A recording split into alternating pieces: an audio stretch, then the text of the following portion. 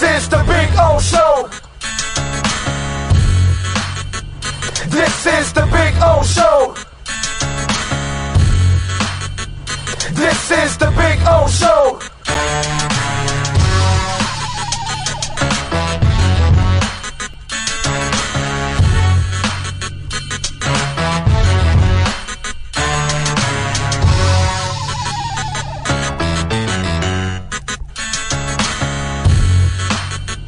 This is the Big O Show.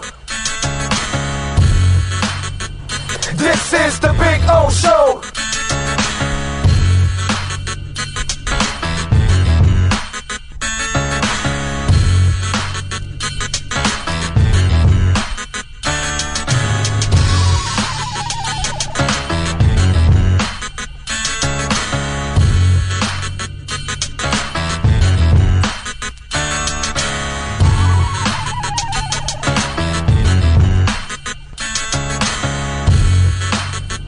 This is the Big O Show. This is the Big O Show. This is the Big O Show. There's no need to drive around South Florida wasting valuable time looking for a new or certified pre-owned Acura. Go to the #1 volume sales dealership in the Southeast United States. Craig Zinn's Acura of Pembroke Pines. Purchase with pace and space in a dealership tailored to your needs. From home buying to providing that personal touch. Contact the 2020 Satisfaction Award winner Craig Zinn's Acura of Pembroke Pines. 888-776-5123. That's 888-776-5123. Or visit them at 15601 Pines Boulevard in Pembroke Pines. For over 16 years, EJDconstruction.com has provided South Florida residents quality craftsmanship, accurate project management, and exceptional service. That's why EJDconstruction.com is an A-rated member of Angie's List and the Better Business Bureau. When you're looking for the right custom home builder for additions or home remodeling, please call my friend Eric at 305-433-4843. That's 305-433-4843 for EJDconstruction.com.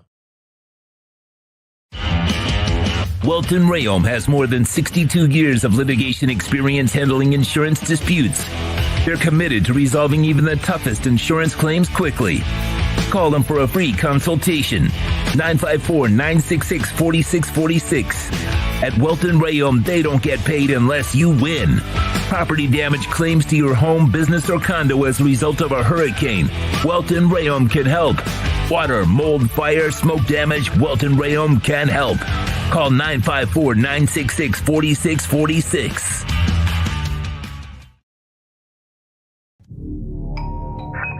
I think I know what this is. Houston, we have a package. Hello? No matter where you are, the Sloman Shield home security system guards your home. With next-gen perimeter protection, 24/7 monitoring, and interior motion sensing. And right now, get a free Sloman Shield security system and doorbell camera, all professionally installed, for free.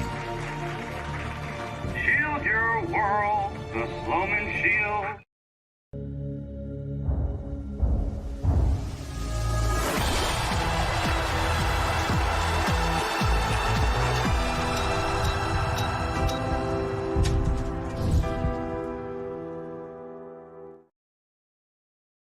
When presenting an award to an employee, athlete, executive, or fantasy GM, make sure you call Orvieto's Awards and More. For 35 years, these custom award specialists have been providing plaques, trophies, custom framing, while providing state-of-the-art laser and computerized engraving, UV printing, and glass crystal etching. They do all their engraving and printing in-house for quality control. Call Charles at 305-949-8098 or visit them at orvietosawards.com. Orvieto's Awards and More, where recognition is rewarding.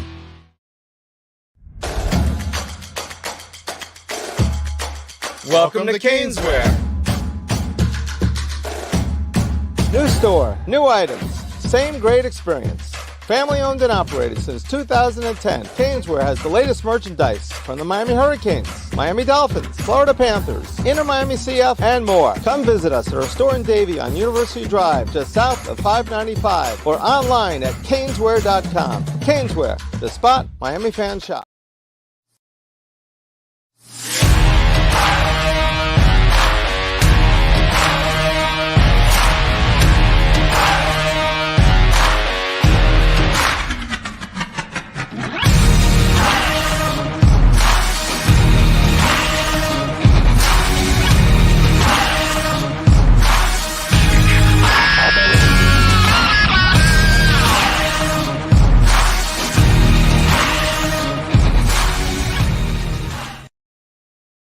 Viewpoint statements or beliefs expressed on the following program by the host, guests, or callers are not necessarily the opinions of FantasyAccess.com, Media Group Inc. ownership, management, sponsors, or website.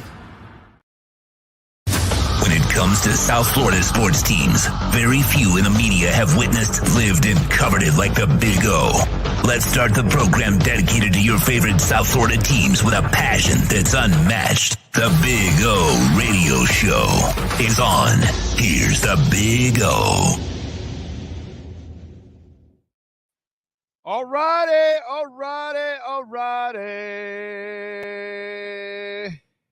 Hope all is well.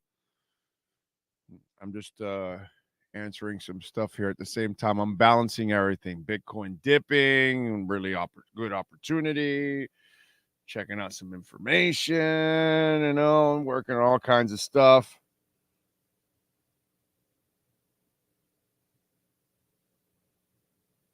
Okay. All right.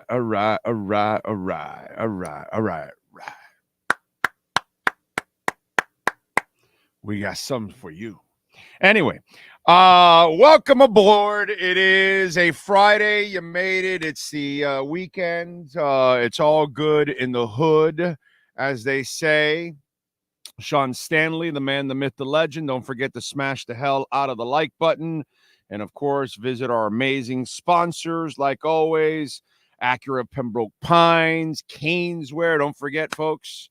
Caneswear, anything Canes, Dolphins, Marlins, Panthers, Inter, what am I missing? Heat. Man, remember, use our code BIGO10, get 10% off online at caneswear.com. Visit them, all that good stuff. So make sure you support the show however you can. Of course, so you can send in super chats. You can make a donation, Cash App, or Venmo. Appreciate however it is you support the show. Hit that like button. Watch. All of those things obviously are positives for us, and we appreciate all of you already. Thank you. Hell, 56 right now on the live, and half already have hit the like button. That's actually pretty good. To be quite honest, when you look around, it's a small percentage to hit the like button. So thank you all out there already being aggressive and hitting that like button. We'll have David Furones on at 10:30. I'm trying to finalize a couple of other interviews here. And then we've got some stuff for you Dolphins-wise, obviously. Yesterday was ugly for the Panthers, 3 in a row. I mean, I got to tell you that I'm watching that first period, and they got so handled in that first period. It was an ominous sign, It was one of those things like, and they were, and the Predators were peppering them. They were dominating, and they were the more aggressive team, and the Panthers were just flat. And about 16, 17 minutes in, and then there's that timeout. And then the Predators come out and score and kind of finish off what they were doing that entire period. And it just, from that moment on, I did not feel good about the Panther game for the rest of the night. It was just one of those things. So they are in a funk. Hopefully it's a small funk. 1 or 2 games, you're now, and this is 3 now. So it's not a big deal because they've been so good. But you are now 3 points behind Boston. You're 2 points behind the Rangers because you've got 94 points. So you're in 3rd place now in the conference. And you do play the Rangers tomorrow on the road. So maybe it picks up. Maybe you get a little bit of a spark now. But they certainly They need some kind of little internal wake-up call or something, because this is definitely some kind of a speed bump, because you could tell they're not themselves right now. The passing's just not the same. I'm just not seeing the same fire at the moment. And it's a long-ass season. You go through some lulls. And that's kind of that's where I'm going with the Panthers on this one. That this is just one of those lulls. You've been so phenomenal all year long. I can't, go in panic mode. But, you've lost 3 in a row and you didn't look good. And I don't know how many of you watched the game last night, but you had to have felt kind of the same way I did, most of you at least. After that first period, you're like, damn, this doesn't look like it's our night again. And sure enough, it just wasn't our night, man.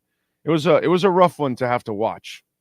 I gotta say, it was a rough one. It was one that kind of painful, because it dragged on for 2 more periods and just unacceptable. By the way, we got a sweet dip right now. Bitcoin hit like 62.8, and now it's back up to 63.4. But really cool that this is a beautiful, beautiful dip to take advantage of, and it has kind of stayed down here for those, especially for the newbies. I mean, even for me, man, I'm picking away here and adding a little bit more to that experiment that I want to show you guys. And so I just got a little bit more just to throw it in there, because I'm going to show you guys how it works. I'll give you the number that we invested in all throughout, and all different numbers, and then together, and then when it climbs, you'll see the profits from just that little bit, not a lot of money, but just a little bit, a couple $100, and see the difference that it makes. So people, when they look at it and they go, oh, was it too late to get in on the 60s? And it's not a financial advisor, of course, but I just want to kind of show people, that things are going well. Tua time, thank you, bro. You don't waste any time. You already sent in a super chat this morning. What you gonna do, brother, when Zion and the 24-inch pythons run wild on you? Prayers up. Yeah, the Brandon Ingram thing sucked. That was bullshit last night, bro. You just don't want to see that shit. That sucks. Thank you, Tua time. I appreciate you. Good luck to your Pelicans tonight. And the Brandon Ingram thing, that's garbage, bro. That just, it looks bad, man. Looks bad. Looks like I know the coach talked about he's definitely going for the MRI, and they're praying for the best, and he had to be helped off the court last night. I saw that, and I was like, you just don't want to see that with any player. No player, especially stars, because like no league needs to lose stars. You know what I'm saying? and the Pelicans, that fan base deserves some success, and they haven't had a lot of success, and now they're having a hell of a team. They're like, I think the 4th seed, if I'm correct. Let me look it up. I think they're the 4th seed in the West. I think they just climbed into the 4th seed. Let me see. Oh no, because of last night. So they dropped down right behind the Clippers. They had jumped the Clippers, but I guess because of last night, they ended up dropping back to 5. That's what it was. So they're half game behind the Clippers now for the 4th spot. But anyway, so it just, it kind of sucks. And yeah, obviously I bust your balls about Fat Boy. And Fat Boy has kind of stayed on the court this year. So we'll see if he can, continue. The Heat, I think they get Bam back. Hopefully Jimmy tries tonight, and we'll see. We'll see how it goes. We'll see how it goes tonight. I don't know what I'm going to get from the Heat. You know what I mean? The way they're playing right now. Ugh. But Miami gets a break because no Brandon Ingram. And by the way, the Pelicans are not getting a break because we have no Tyler Hero. I'm not doing that. I'm not doing that for any team. Okay? Tyler Hero's constantly out. He doesn't count. So if they get Jimmy and they have Bam back, let's see if they can get it done. We'll see. Let's go through a little roll call. Kyle Cockrell, number 1, I see there. Popeye is in. Aaron Hernandez, Joseph. Yeah, it was ugly last night. Steve Chapman, Ray Sosa, Steven Gonzalez, Looks like everyone might get their wish. No OBJ. Well, you know. You know. Jamie Zorrilla says he hopes everybody's having a great week. Remember to smash that like button, and he's out in San Jose. One-Eyed Jack. Two at time. Alex Palenzuela. John Padilla. Weston Round. Why did we let OBJ leave the building? I will fill you in. Omar N. Lisa Rose. Dolfan. Good morning from Philadelphia. Plus, it's my birthday. All right, Dolphin. 5413. Happy birthday to you, my brother. Happy birthday. Professor Lou. Gus 1388. Isaiah. Ray Sosa. SoCal. Get better, my brother. He says, watching from the hospital bed. All right, man. Feel good. I followed your progress there on social media, so we're wishing a quick recovery, my brother. I know how it goes.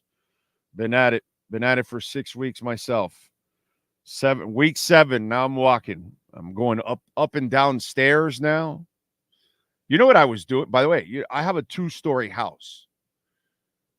For several weeks, do you know how I went up the stairs? With my ass. Like lifting myself up step by step. You know how terrible that is?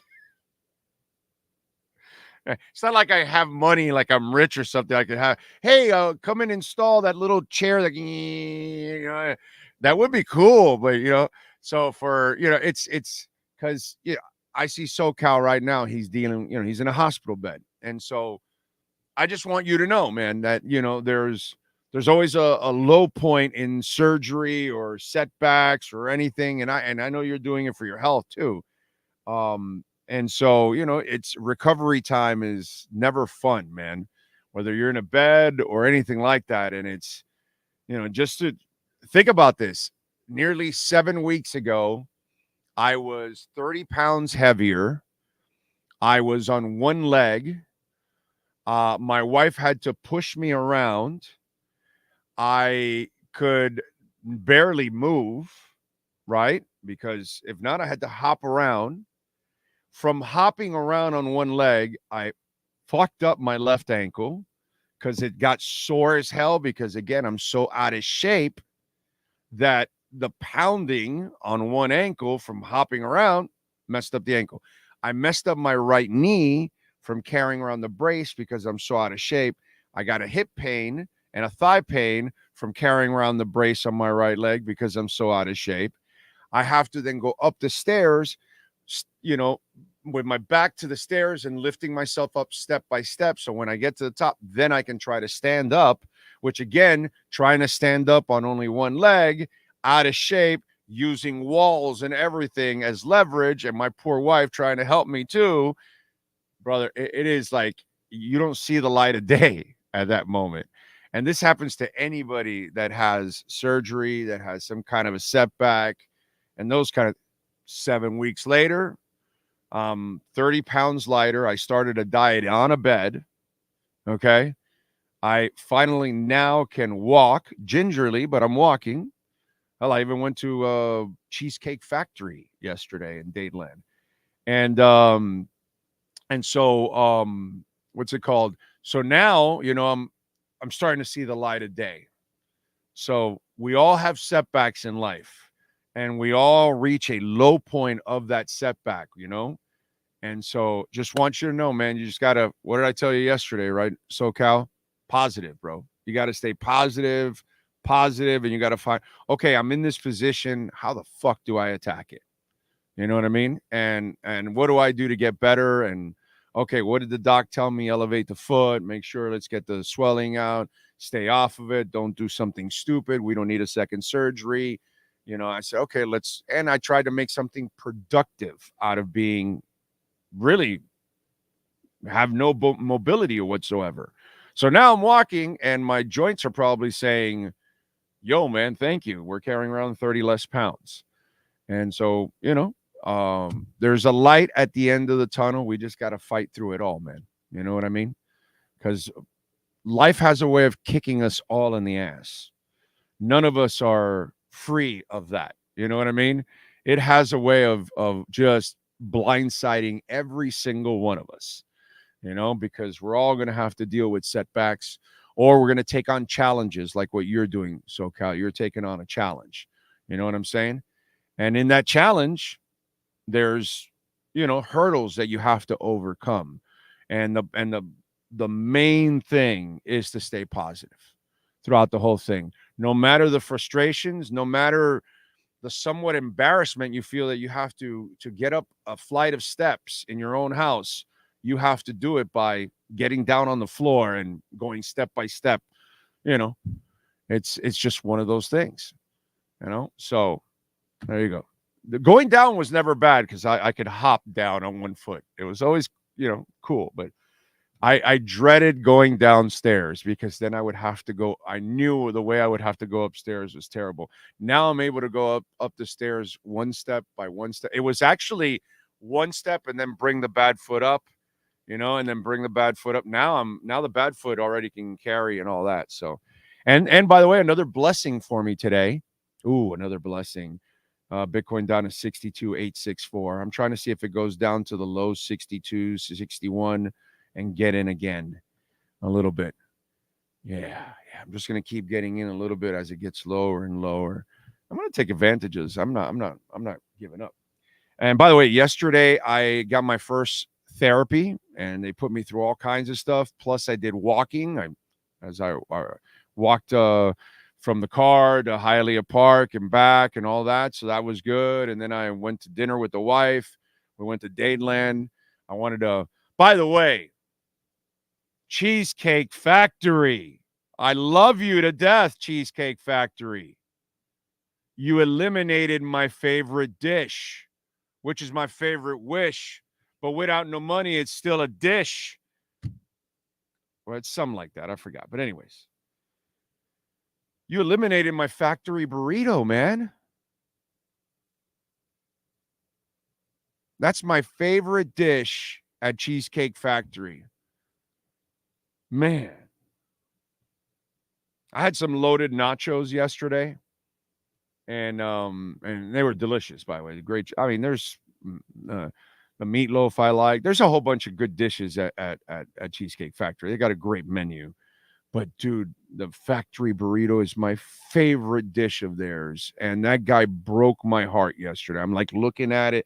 The reason why I went to the Cheesecake Factory yesterday in Dadeland, the reason why was for the factory burrito. I had been, like the last couple of days, I've been telling my wife, you know, I haven't had a factory burrito in a long time. I don't know how long it's been, year, 2, 3 or something. I don't know. And I go to her, hey, I want to go to Cheesecake Factory. And when I got out of Hialeah yesterday, I go, I want a factory burrito. And I pulled in, walked in, made the effort of walking in.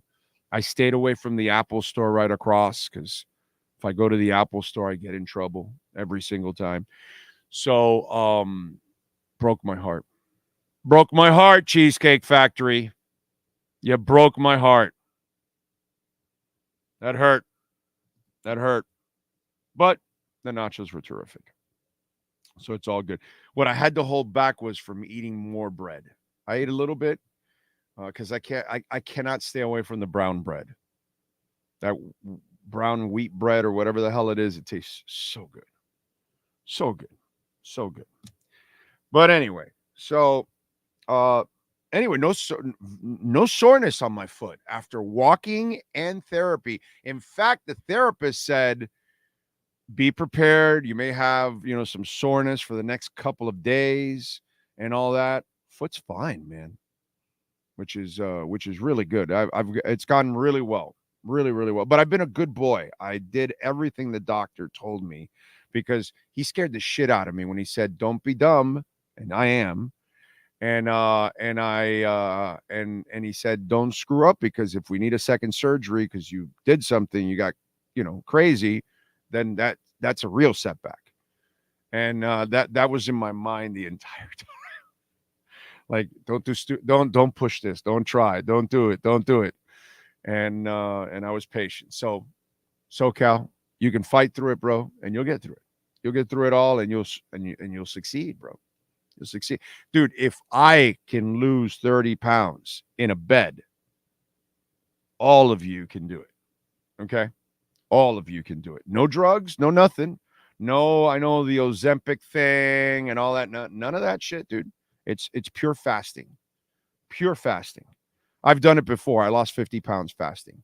Because if you fast and you fast right, and you really keep it locked in to a certain amount of hours, your body will burn all kinds of other fat off your body.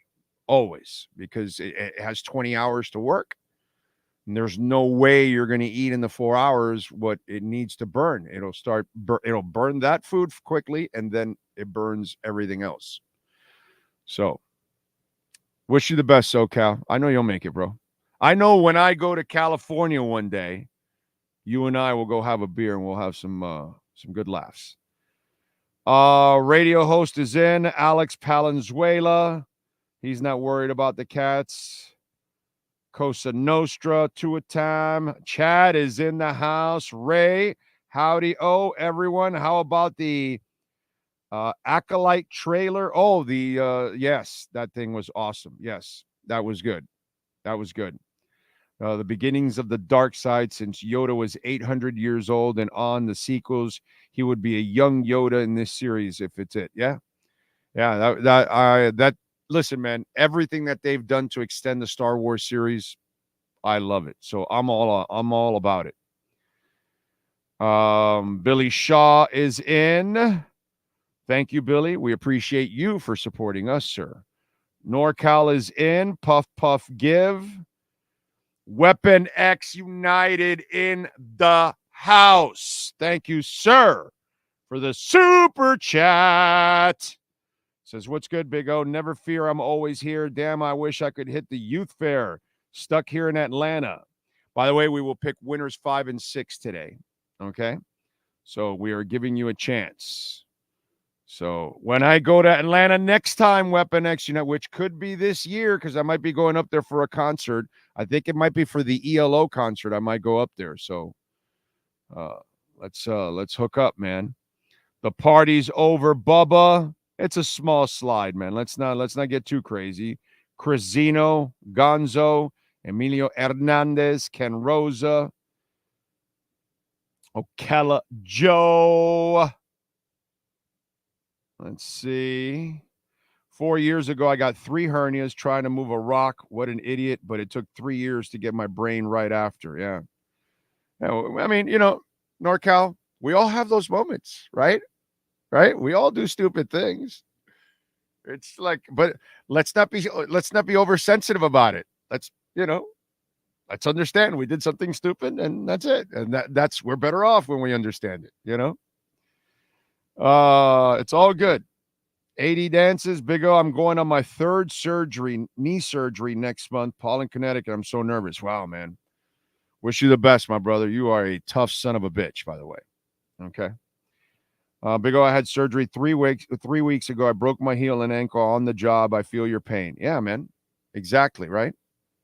But what are we going to do, bro? What are we going to do? We're going to attack this shit, dude. If we sit around and we're grumpy and pissed off about it, then we give into this shit.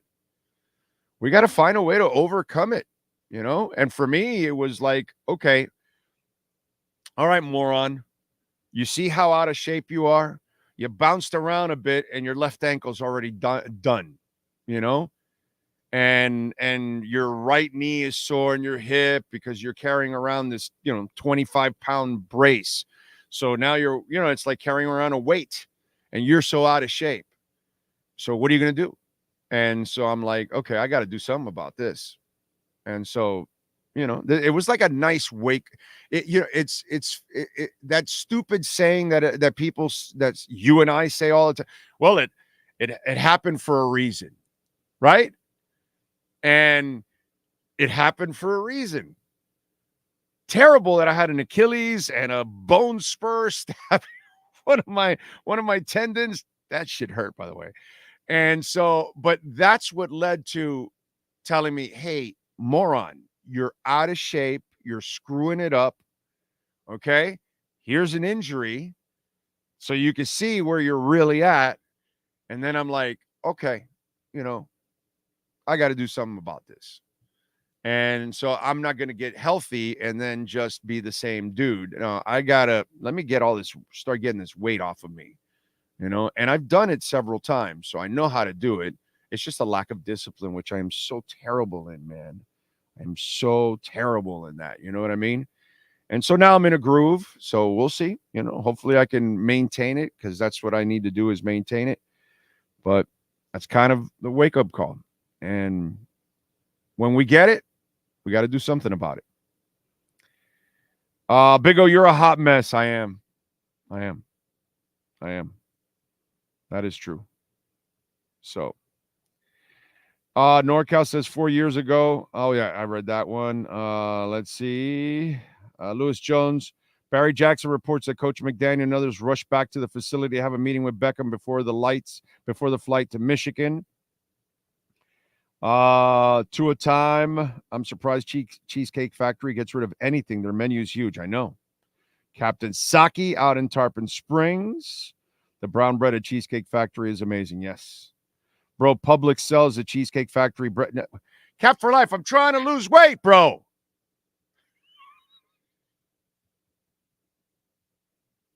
Cap for life wants to remind me, hey, listen, there's a way to get fat again. Cap for life, hey, go to Publix. Get your face all puffy again.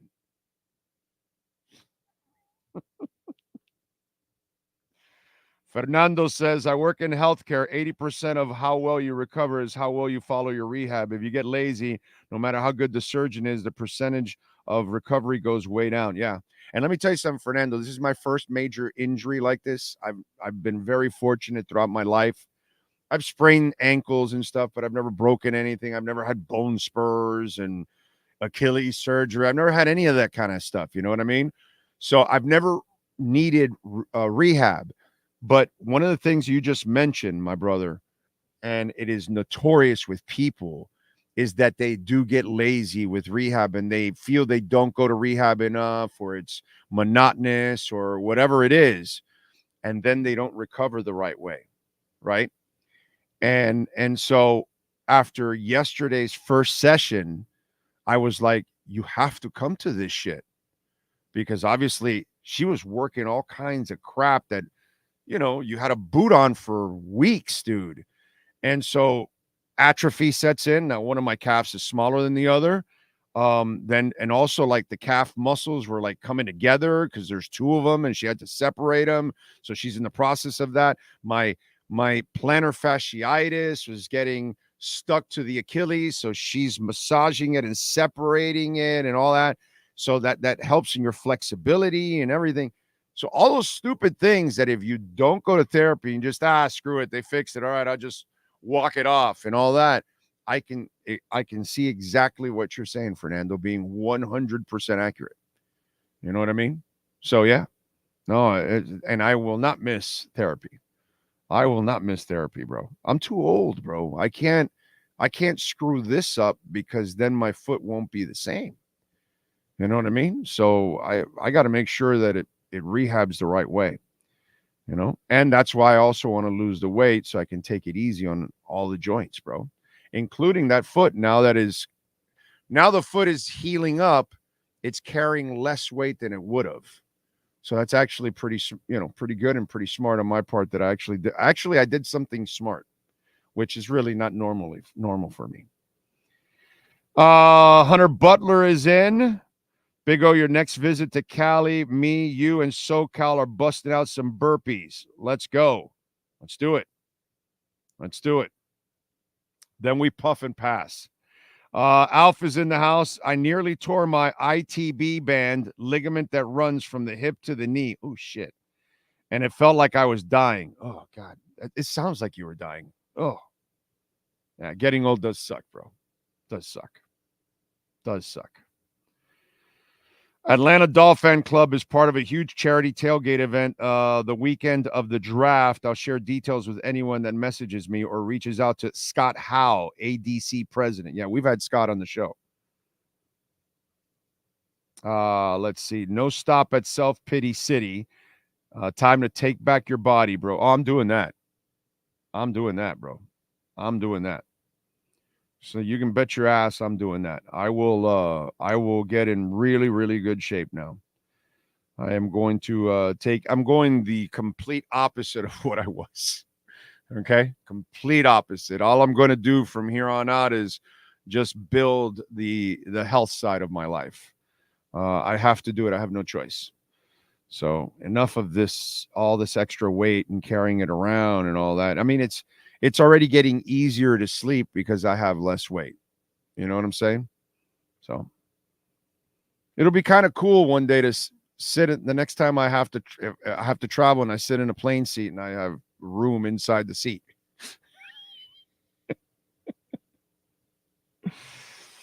Big O, what time is your 4-hour DJ set? It's Miami Music Week. What time is your slot? Well, mine is at 3 a.m. Okay, because I'm hardcore. So make sure you bring out the neon lights and everything else, and I'll be spinning it for a couple of hours. Let's see what else. Jay Gelfin, Orlando getting old beats the hell out of the alternative. It's just a question of how we get old. Yes, you're right about that. You are right about that. When you come to Cali, I'll be at the Big O West Coast party as well, says radio host. There we go. I love it. I love it. Oh, let's see. Ooh, my bad. Here we go. All right. Not there yet. All right. I know Furones is about to join us. So Dolphins and OBJ met yesterday. Everything went well. There's no imminent signing right now. Okay. So the signing is not imminent. It's not going to happen right away. It's not one of those things. There is discussions still going on between the Miami Dolphins and OBJ. So no deal was reached yet, but there are still communications going on. Okay. This is not going to be an easy deal. Why? Because Chris Greer doesn't give away money. That's just kind of the style of this front office. Brendan Shore is not going to write out a contract that's just going to guarantee you, they're not going to do what Baltimore did. Not doing anything like that. So it's going to be a much lower salary, probably, is my guess. And there's going to be a bunch of incentives. But the talks are still there. It's just the signing is not going to happen right now. Okay? So if it happens, it'll be a little bit more down the line, but it is still active, is the way I would phrase it, is what's going on between the Dolphins and OBJ. So it's not dead. So for those of you that don't want him, there's still a chance to disappoint you. For those of you that don't mind taking the chance, yours truly. You know why I don't mind taking a chance? Because I'm going to go by what Shore and Greer and Allen and McKenzie and what they normally do. They don't give away money, and he's, like I told you, he's not here to be number one or number two. He's not here to be a savior. He's here to be more of a complementary piece. So I'm one of the ones that's willing to take this chance. Okay. And if you think about it, the last couple of years, he's been well behaved. He's not doing anything stupid anymore, and you're not asking him to carry your team. You're not asking him to be, which is what they used to do. When you used to sign Odell Beckham, you used to sign him to be one of your anchors. It's not what is happening here. So that's why I'm willing to take the chance. I think the trepidations for some of you out there, it's either when you don't like him, and that's fine. He's earned that. He's earned that. He's earned that whole thing that a lot of people shouldn't like him. But the other one is, you're afraid of what Baltimore move that Baltimore made. That's why. Not going to be the case here. It's not going to be the case. All right, let's get ready. David Furones and our Welt and Realm Miami Dolphins report. All rise, football fans, as the Welt and Realm Miami Dolphins report with David Furones is in session.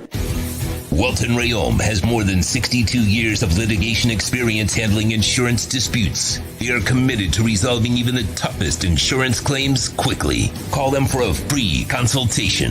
954-966-4646. Here's Miami Dolphins insider David Furones. By the way, before I go to David, Alf, this is why you and I get along, and that's why I love you, brother, because you see the same thing I did. He goes, on OBJ, the film was really good, and it was shocking when I went over it how many times Lamar just flat out missed them. And that's what I've been saying, that when people went to look at his stats, I go, dude, I watch pretty much all the Raven games. Okay? I watch them all. Even though I don't believe in Lamar as a passer, but I root for Lamar, as twisted as it seems. It's just, I don't bullshit, dude. He's just not a good passer. Never will be a good passer. He's just a phenomenal athlete and a freak. But when I watch the games, okay, I watched him miss OBJ a bunch of times, actually. So, yeah. Anyway, let's get to it. How you doing, David? Good morning, sir. Is he hearing me? David? Well, I just picked up that. Is he hearing me? But it was in and out for a lot of that. Okay. All right. So how you feeling, man? You feeling good? Feeling good. Another week in the books pretty much. And yeah, a lot going on still. Always. Okay. Well, I just reported before you came on, no imminent signing happening with OBJ. Talks are still going on at the moment, but nothing's happening at this second, but it's still alive at this point in time. So what have you heard so far? Yeah, that's the sense I get. I mean, obviously both sides are interested. OBJ got there very early yesterday morning, and obviously it seems like for all intents and purposes the visit went well.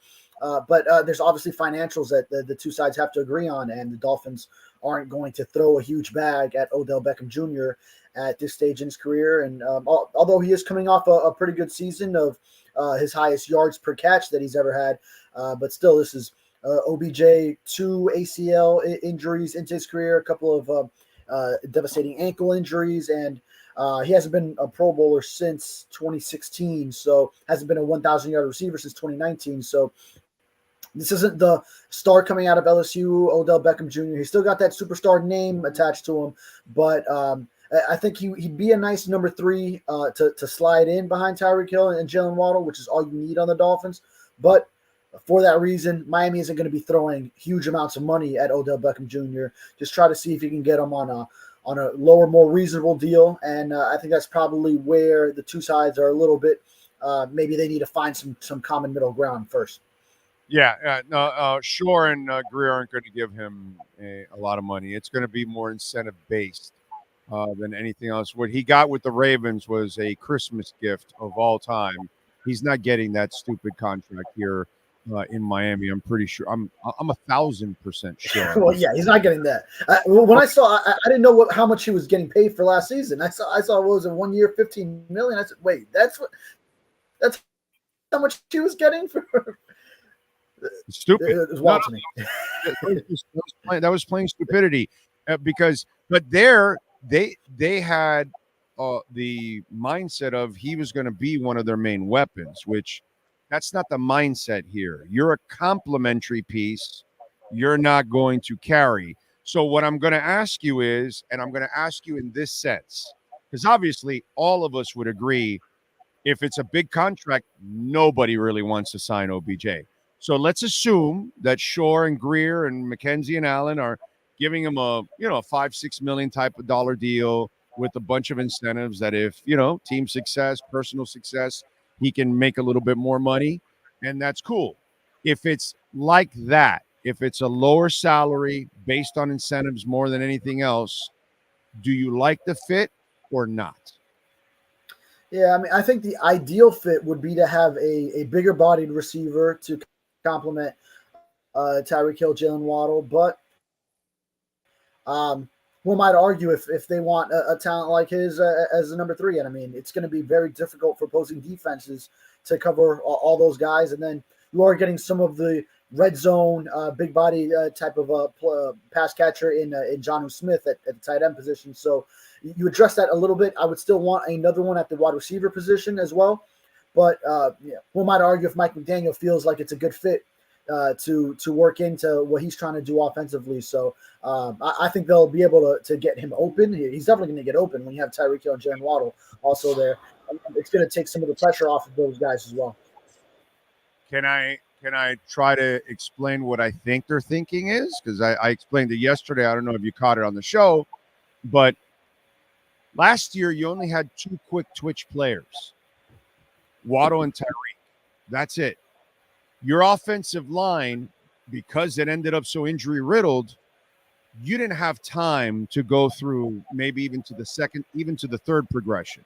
You had time for your first for sure. Maybe there were times to go to the second. You weren't really going to ever have time to go to the third. Rare to go to the second, right?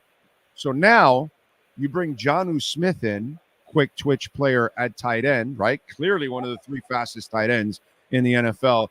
They're going to have trouble, linebacker, safety, staying with that guy. Plus, he'll be able to body them, which is another plus for Jonnu Smith over players like that. And then you add Odell Beckham. That's another quick twitch player. So that's your 4th receiver out there out there. So all of a sudden, if your offensive line isn't really holding up the way it needs, and you have to make quick decisions, now you have a multitude of players to make those quick decisions with, guys that can get in open spaces quickly. And Odell will be facing the 3rd or 4th best cover person on that team. So that's better for him because he's not facing the 1 or 2. And with Odell, what happened with Waddle his first year? They played him inside a lot. You don't play Odell inside. So if you bring Odell, you put Tyreek and Odell outside. You bring Waddle and Jonnu inside. And then now you have the quick twitch guys. And obviously Waddle's way tougher than Odell. So now you give Tua all kinds of options. So I think that's what they're thinking. Well, you and I think big, physical, hey, get a bigger target. Well, the bigger target's going to be slower, and he's not going to get open as quickly. And if I have issues with my offensive line, he doesn't help me nearly as much. The other guys didn't help me nearly as much. Let me get more speed out on the field because I've got Mostert and Achane coming out of the backfield. Now let me add Odell, and I can mix things up with my receivers because I can now put Waddle inside. Maybe that's their thinking. Just a thought. Yeah, and we know Mike McDaniel loves his speed, and it would be really interesting having Jalen Waddle more in the slot again. That would be something to keep an eye on. And we see it with Mike McDaniel with the look on his face when he's seeing Xavier Worthy at Texas Pro Day, that picture that was floating around, and just the look in his eyes meeting the fastest 40-yard dash runner in combine history. So he loves his speed. So I guess sort of some of that size also was experimented with in the middle of last season, Chase Claypool, and then they couldn't really get him into the packages that they had for him and all that. So, maybe just I mean, he couldn't even figure out how to just run him down for fades, which is just terrible. The fact that Flo got Gesicki 70 balls and this guy can't do it, I have a problem with it. But okay, if he's stubborn and he's set in his ways and he just wants speed out on the field, well, then the Odell thing kind of makes sense. Yeah, but such different weaponry, too, when Gesicki was – because it was Devontae Parker and Gesicki, and then after that, it wasn't much else on those receiving cores. Tyreek and Jalen Waddle, then, Gesicki isn't going to get very many of those targets. Yeah, but I think you need that element in an offense. Apparently he doesn't. Right. He's not big on that. He's just not big enough. Well, he likes fades, but he likes them with midgets. So, which is the weirdest thing. No, let's throw a fade with Tyreek instead. Like, oh, come on, dude. Yeah. But whatever. That's a whole other discussion. But the OBJ thing, I've never been an OBJ guy. Like, you won't find segments ever. There's hundreds and thousands of segments on this channel. You'll never find one where I praise OBJ.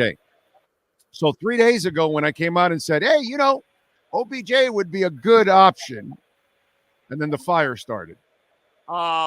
It's just because once I was told about it and explained, it just makes sense. I think it makes sense. And again, as long as fiscally you do it this way.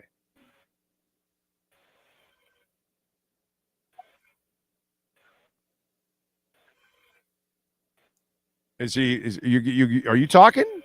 I don't hear anything. Is he hearing us? David? Is it a Verizon commercial? I'm getting you back now. Okay. Okay. You got where are you at? I'm getting you back now. What's the last thing? Where are you? Same place as always. But yeah. I'm at Hard Rock Stadium. You see?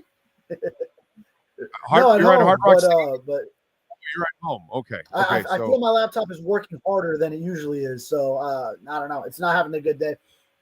But what's the last thing you floated my way? I was just saying that it just makes a lot of sense as long as fiscally you do it this way. If you do it, with the right amount of money, then I have no problem with this gamble whatsoever. Yeah. That's the key, and that's the thing that the Dolphins are not going to do. Chris Greer, Brandon Shore, they're not going to go ahead and throw away, especially when you have already manipulated the 25 compensatory draft picks where you're already locking in 3. They're not going to spend big money to eliminate one of those that would be coming the Dolphins' way. But then aside from that, just the cap situation, they're going to manage it smartly, as we've seen with a lot of the free agency deals that they've pulled off. Jordan Poyer for under $2 million. Jordan Brooks was a nice deal to get where they got him. The Fuller deal is a really smart deal, bro. Kendall Fuller, yeah, that was a masterclass right there to pull that off. Brendan Shore's a badass, dude. Him and Andy Ellisberg. Yeah. Jesus Christ, those dudes are good, bro. Those dudes are good. They do stuff for their teams that is just magnificent every single time. Short. That's a huge X factor. That's a huge X factor to have in your front office. And we were just making that same comparison, Perk and I, on our program just yesterday. Same exact thing. Yeah, that Andy Ellisberg factor. It seems like the Dolphins have that right now in Brandon Shore.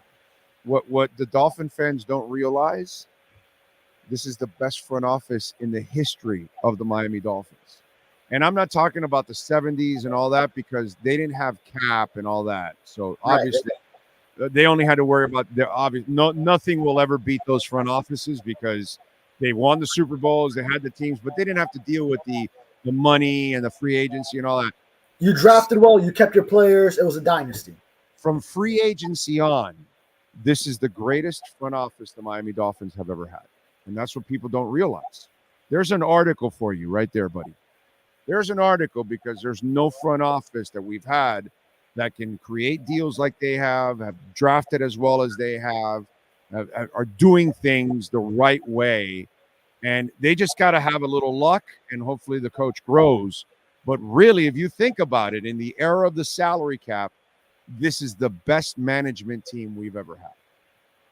Yeah, okay? and avoided the not so smart deals like what you would have had to pay a Christian Wilkins or Rob Hunt, what he got. If you were trying to compete with what the Carolina Panthers were willing to offer, then no chance. So just being smart in that respect as well, even though it hurts to lose those guys and especially Van Ginkel, but just you can't operate throwing that kind of money out because you fall in love with a player that you've had for 4 or 5 years, and then it's going to hurt everything else you could do around them.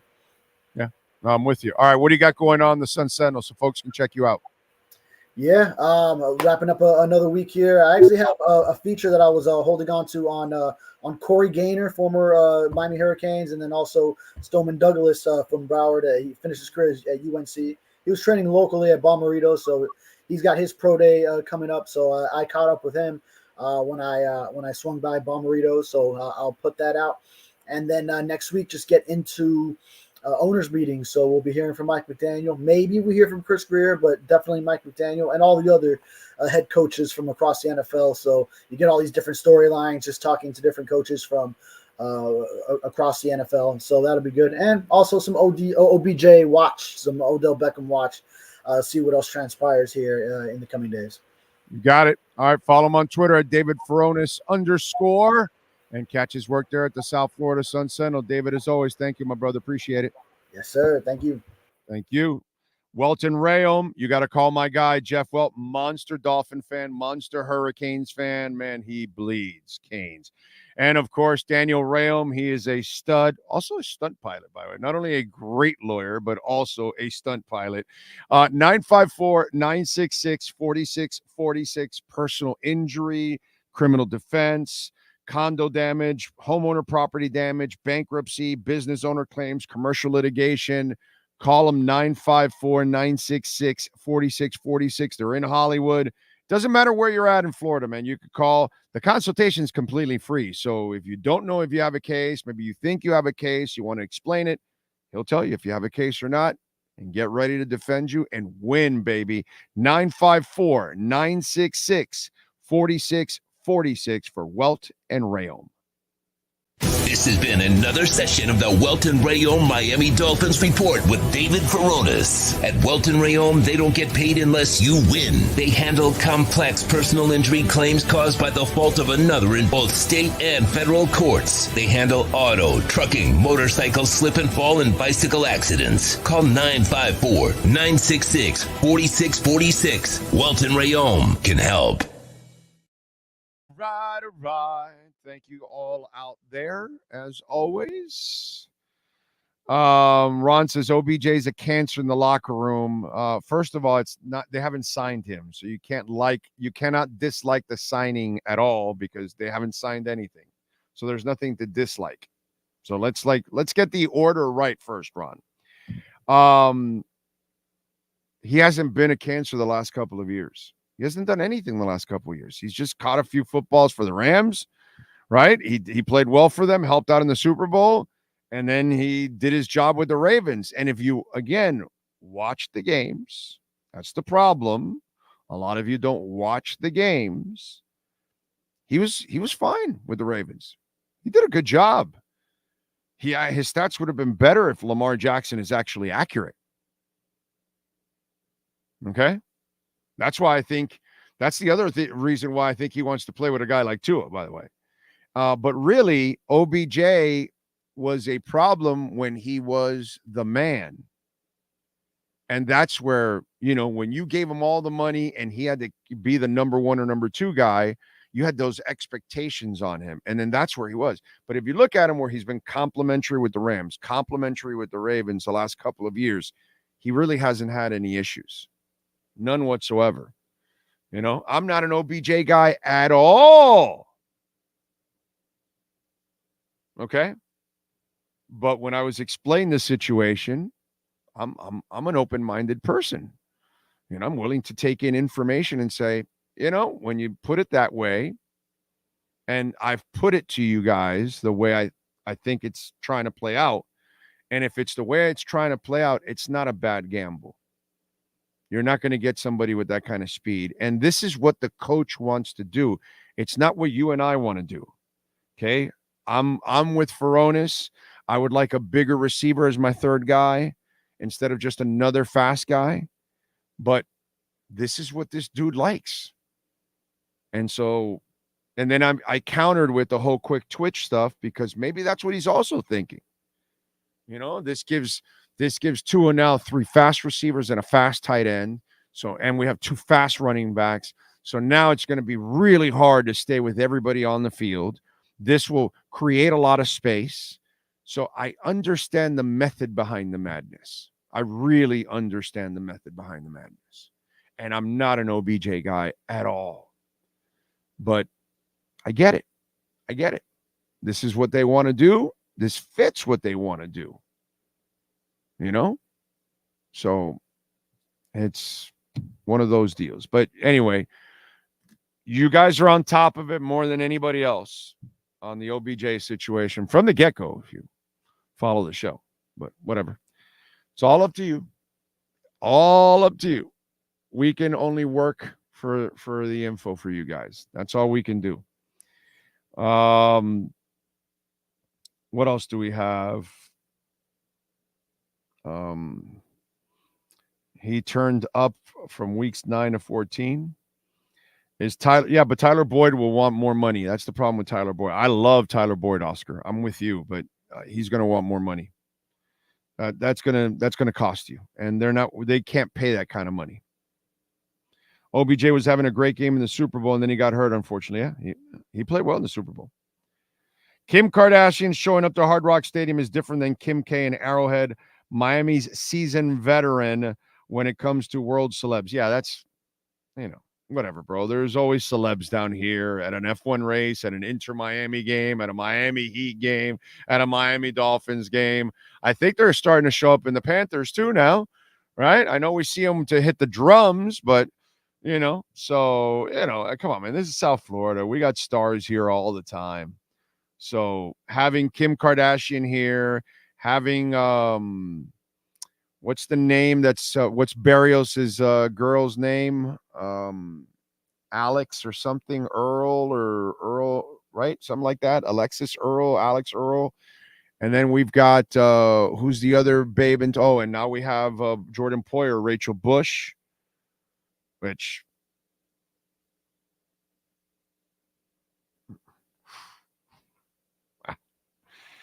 woo! Alex Earl, she's a cutie, definitely. Obviously, Kim Kardashian, but I gotta tell you, I might be leaning more to the Rachel Bush side on that one. So we got some hotties. You know what I'm saying? And there's got to be another one that we don't know about on the Dolphins with some other player. Oh yes, what's it called? Riley, the linebacker. Duke Riley. Duke Riley is going out with another, social media babe or whatever. Let's see where it's at here. That's the fourth one that we were missing. Let's see. Here we go. Duke Riley dating Keke Palmer. Okay. All right. So Duke Riley and Keke Palmer are there you go. So we've got four babes part of the Dolphins. How about that? See, I don't know why I have this useless information in here. Why would I know all this stupid stuff, right? It's just like, why am I carrying this information? Is it really important? Of course it is. Anyway. Keke Palmer, Bush, Kardashian, and Mrs. Barrios or Alex Earl. All I want spotlight. Well, those ladies already have their own spotlight. You know what I'm saying? So, but Duke Riley they're all doing well. Well,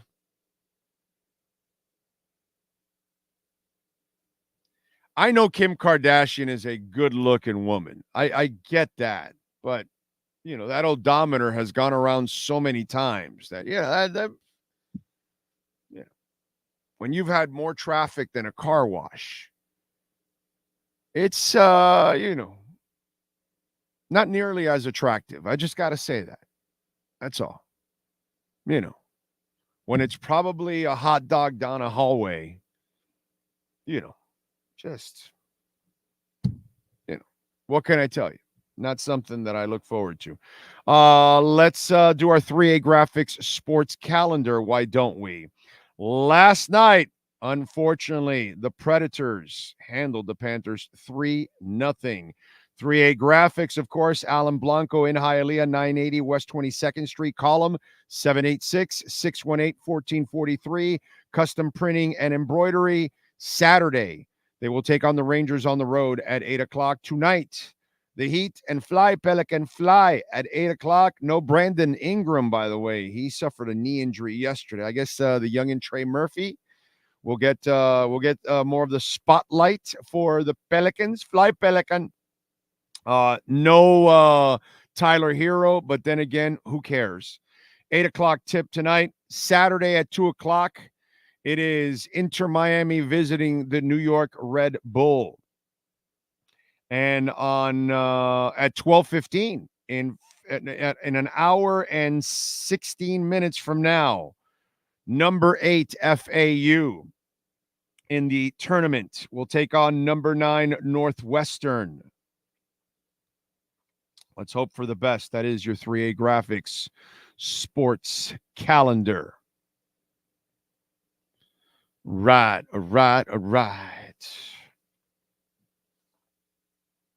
Oh, let's do this. We're at the top of the hour. Let's take a quick break.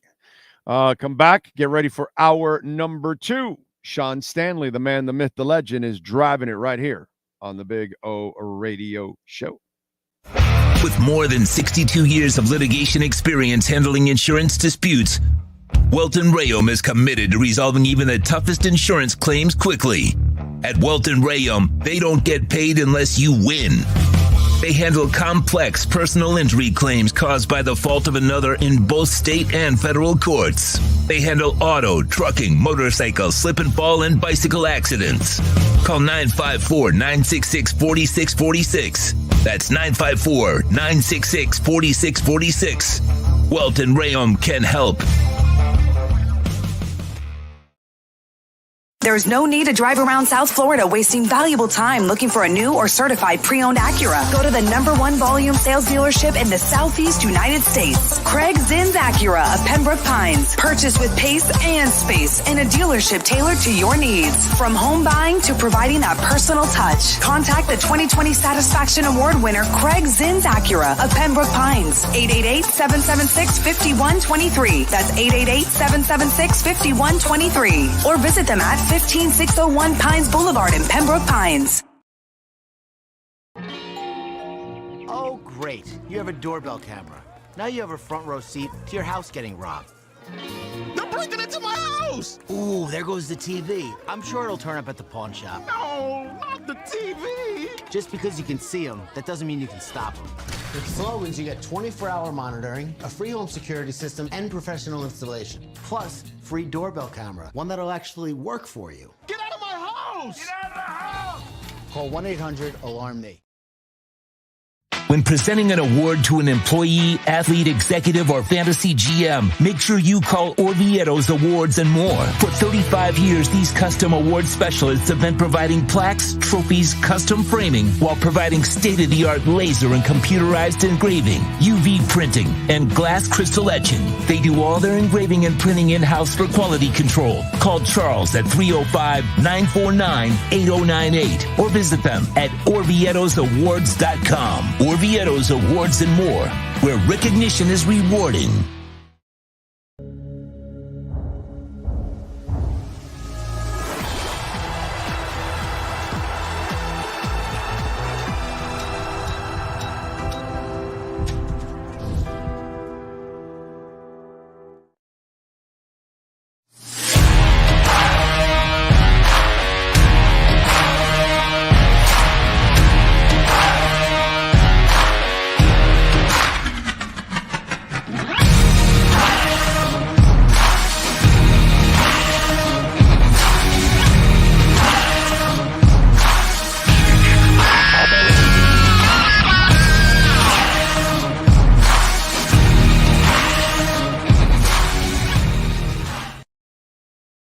Statements or beliefs expressed on the following program by the host, guests, or callers are not necessarily the opinions of FantasyXS.com, Media Group Inc. ownership, management, sponsors, or website.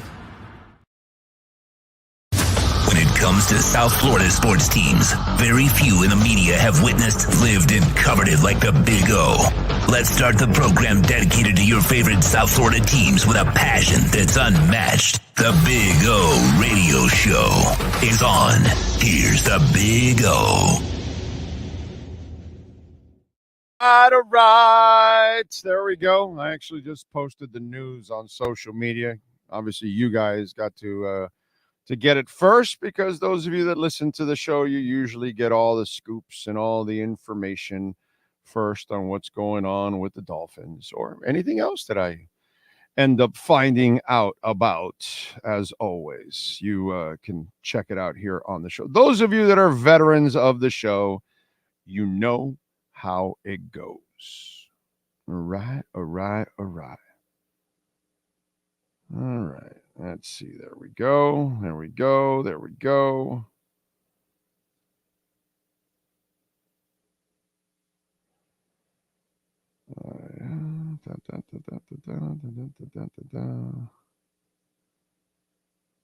All right. Anyway, you got any questions, comments, insults? Send them in. Complaints, send them in. As always, appreciate all of you out there. Don't forget, you can make a donation through Cash App or Venmo at Cash Big O Show. That is Cash Big O Show, Cash App or Venmo. All right. There we go. There we go. Some Kobe guy retweeted. I put breaking news: Miami Dolphins and wide receiver Odell Beckham are still talking. No signing imminent. And Kobe guy, who covers the Panthers, he goes, "My dating life."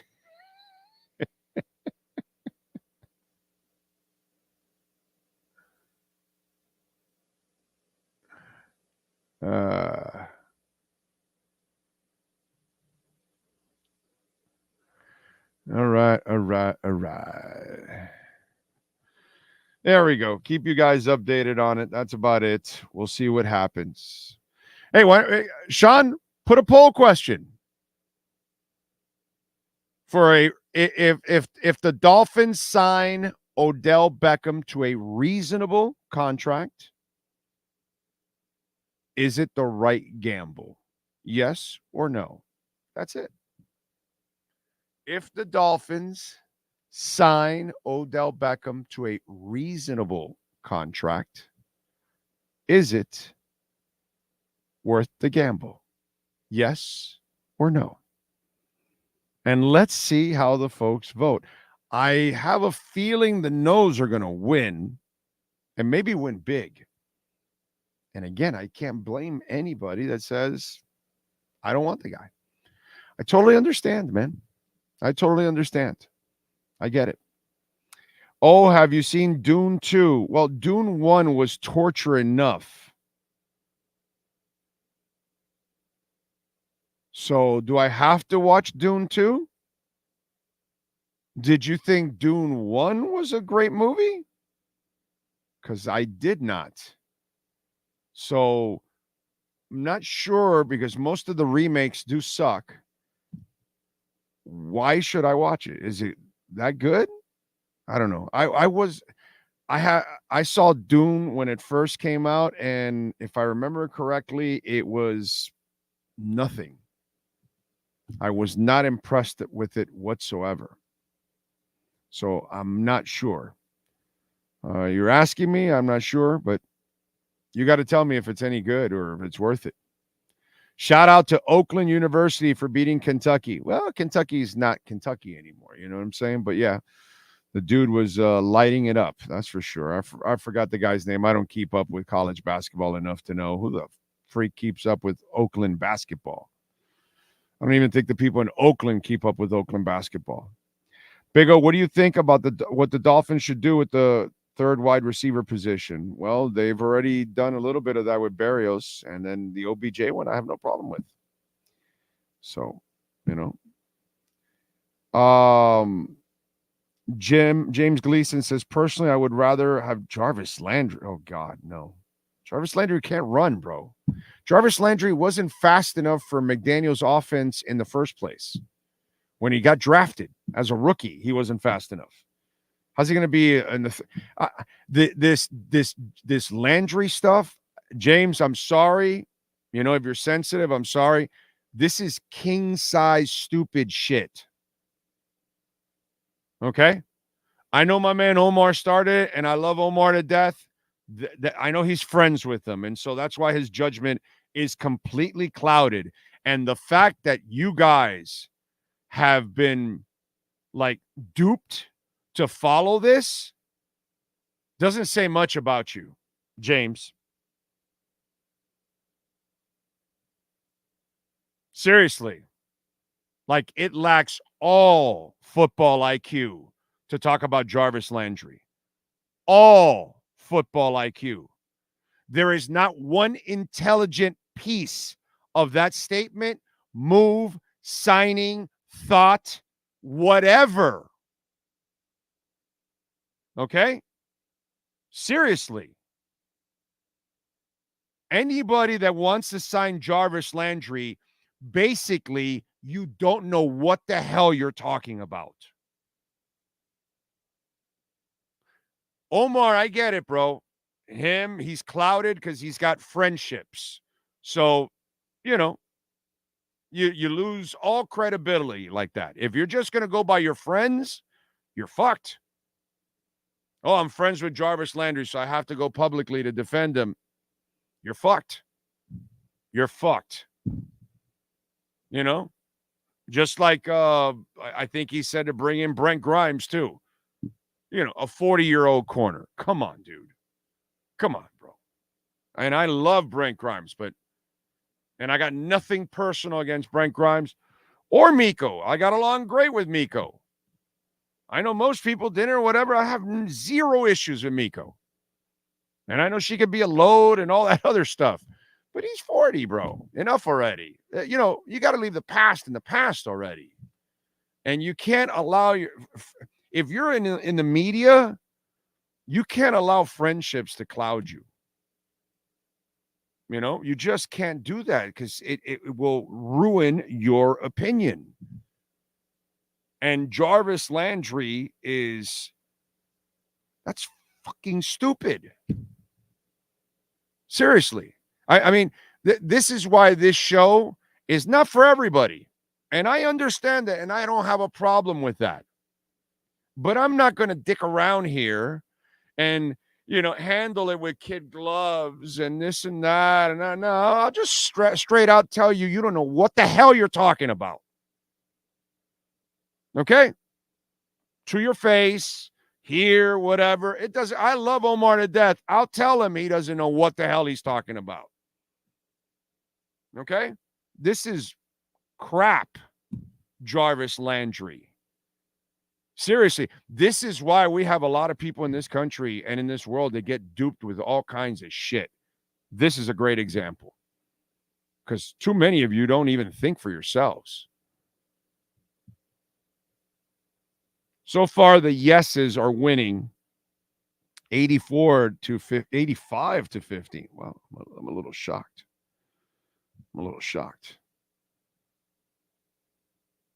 Anyway, I thought the Dune movie was overrated. Ray, the first one or the second one? Because I didn't like the first one, okay? I kind of felt like, can I get these 2 hours back? You know what it was? It was like watching the first 2 episodes of Mr. and Mrs. Smith. What is it, on Amazon or on... Bro, that shit sucked. That Asian woman has no business being a lead actress.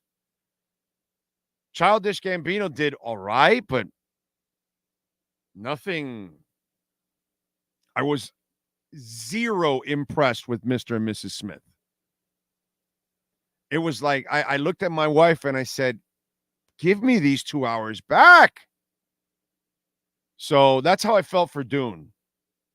That's why when I saw Dune 2, I was like, no thanks. I don't need to see that shit again. Dune with Dennis Villanueva, it was awesome. Dune 2 is getting crazy, crazy praise. All right. Well, well, you and I are different. I did not look at Doom as awesome. So maybe we have a different style and different demand. If you didn't like Dune, don't waste your time on your money on Dune 2. That's what Tony says. James Gleason is Omar's burner account. Seriously, the Landry shit is just, it's just stupid shit, bro. It's just stupid shit. Yeah, just wild takes. That's all it is. But hey, man, that's what gets hits. Just the wilder you get, the better it is for our business. No worries, Big O. Not sensitive. I never heard Omar express that. Yeah, well, he's the one that started that. Alf says, let's bring back Irving Fryer. Perfect fit, just as realistic as Jarvis Landry. Exactly. F. Landry, he left us for more. I wouldn't want him back even if he was worthy. I get the fan stuff, but if you're worthy, I want you back. But it's not. It's ridiculous. You know? What's it called? What about Albert Wilson? Yeah, I got tired of hearing about that from the get-go.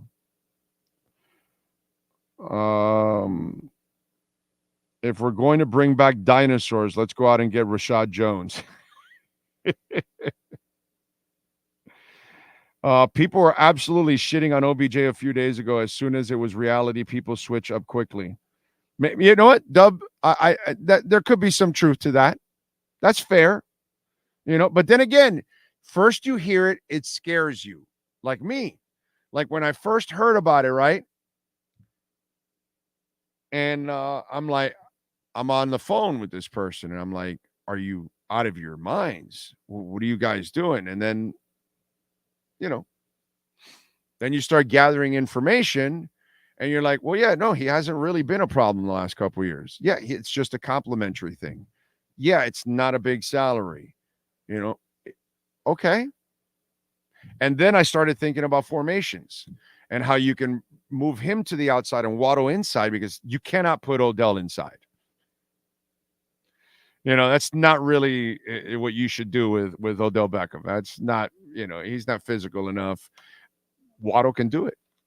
So you can move him outside and then have all those quick twitch guys for Tua. It makes sense, man.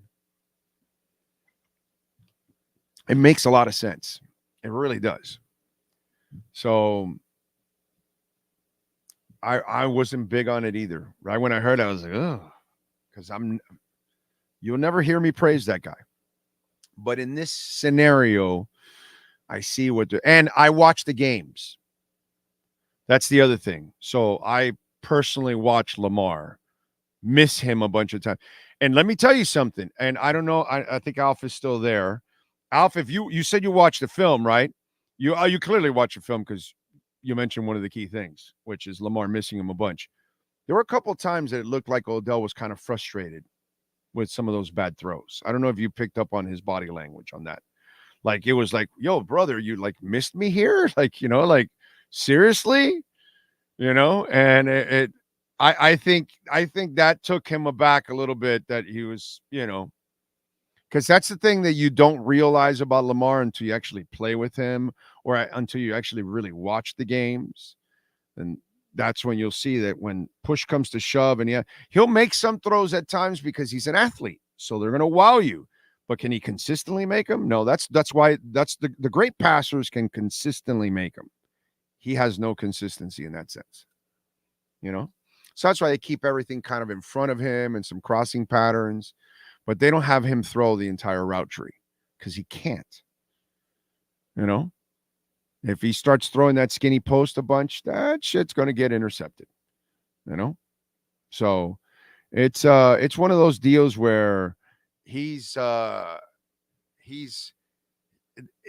I commend the hell out of John Harbaugh to have the conviction he has to stay with this kind of football. Because nobody would do this. And that's why Lamar, the best thing he did was make sure he stayed there and got that money, because I don't know if anybody else has the determination of John Harbaugh to stay with this, because it fails every time in the playoffs. And, everybody's talking about the whole, and I love Derrick Henry. Would have loved him here in Miami. But in the end, you're still going to need somebody to pass. And they're not going to have that guy. So that's the one thing that Odell, there were times where you could tell he was a little frustrated with some of those throws. There's Alf. His 4-catch 97 1 TD game versus the Rams, OBJ spent the game making circle catches. He had 10 targets and 0 drops. The chemistry was like Israel and Palestine. Oh, man. You were better off watching the new Avatar. I enjoyed the new Avatar.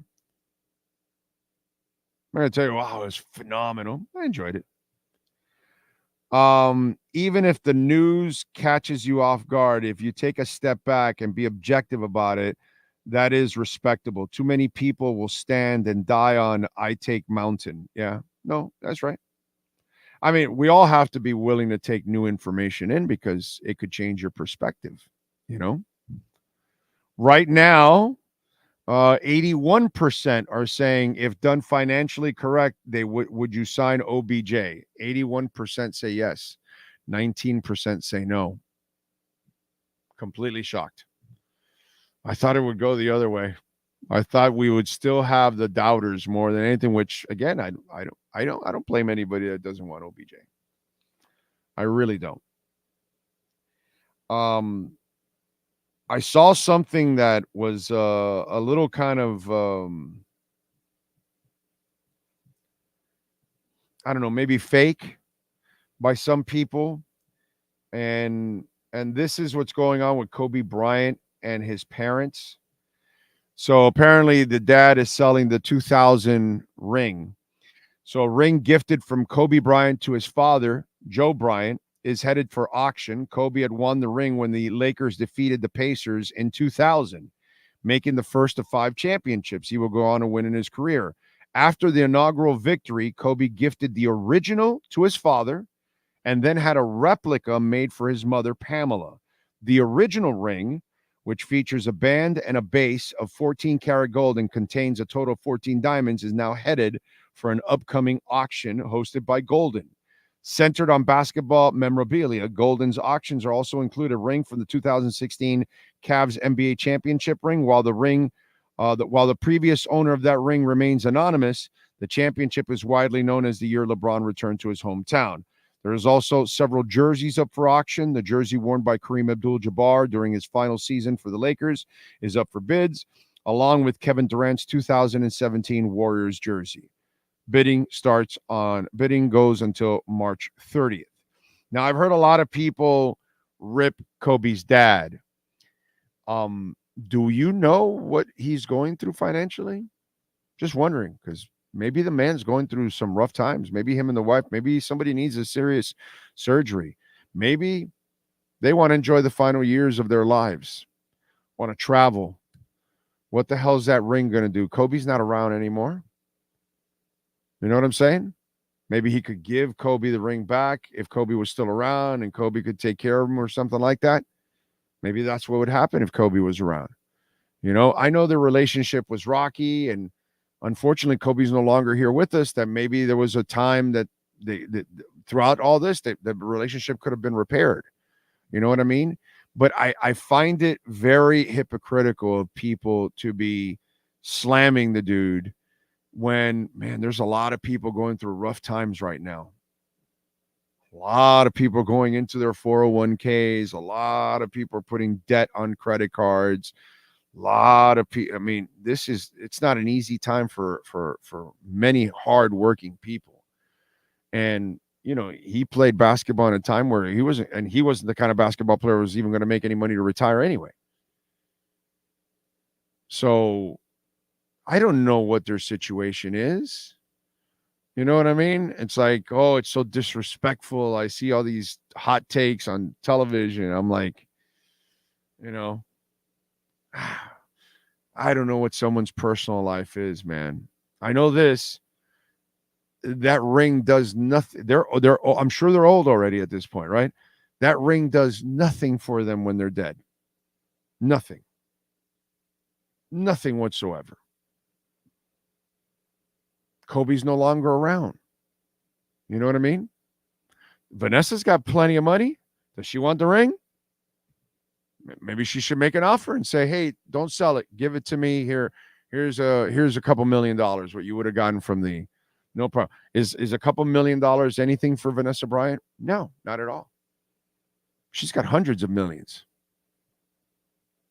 Right? And she's still making money now, right? Because she has businesses that are still living off the Mamba brand and all that kind of stuff. So she's still able to bring in income from that probably. Okay, so if she's not willing to buy it, I don't know if maybe the old man reached out and said, hey, I got to put it up for auction, this, that. Did anybody know that? Maybe Vanessa and him had a conversation behind the scenes, and maybe he told Vanessa, hey, listen, this is going to happen. I'm sorry. We're having some rough times. She says she understands. That's it. None of us know the entire story. And none of us know what our neighbors are going through, our friends, sometimes even our own family members will keep stuff away from us. So if they're selling the ring for whatever reason, personal, to pay something off, or man, to enjoy their final few years, you know, I don't have a problem with that. I really don't, man. Unfortunately, the way life worked out, Kobe's no longer around. So this is the only way. I just kind of find it very hypocritical and, you know, uncool the way some people are treating the old man in that situation when we really don't have all the info. By the way, what's going on with Bitcoin? We're at 63.6, so it went as low as like 62.8. And so now it's popped back to 63.6.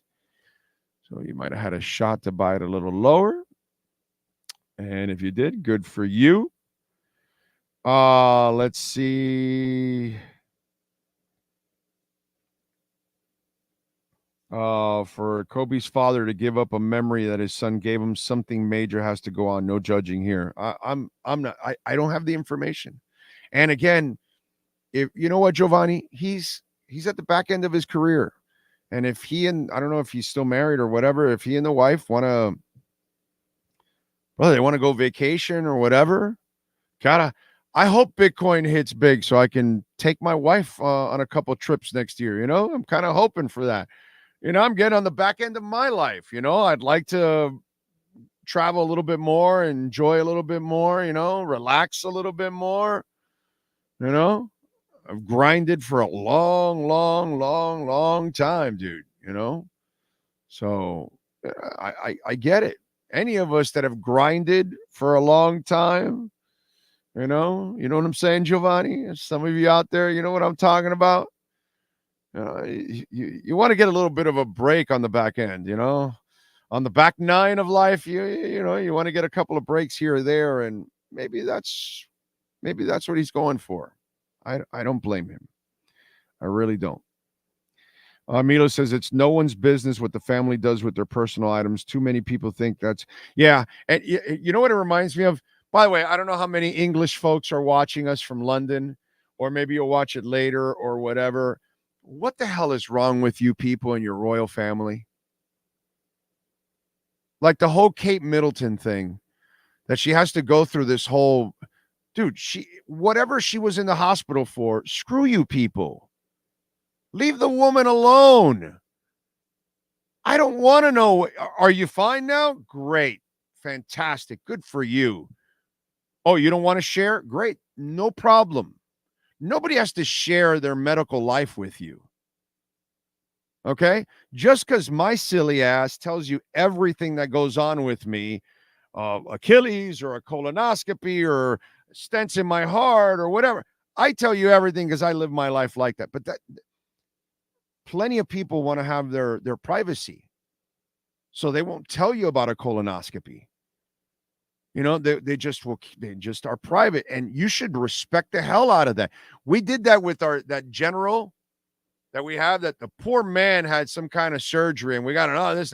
Brother, is he dying? No, he's fine. Okay, great. That's all we need to know. You're fine now. Great. Why do we need to pry into people's medical lives?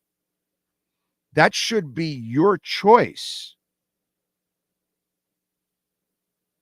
And these Brits, dude, now somebody hacked into Middleton's medical records to find, brother, why do you give a shit what kind of surgery she had? Leave the woman alone, dude. The fact that she still had to go through surgery. You know, SoCal sharing what he's doing. He doesn't have to do that.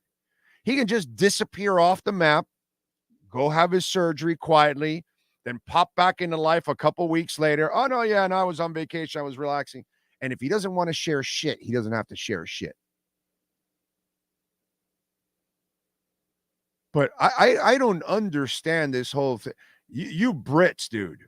And it can't be all of you. You know what I mean? But my Lord, the gossip that you need to know where this woman was and what everybody, is she the queen or something? Is she running the country or something? No, she's not.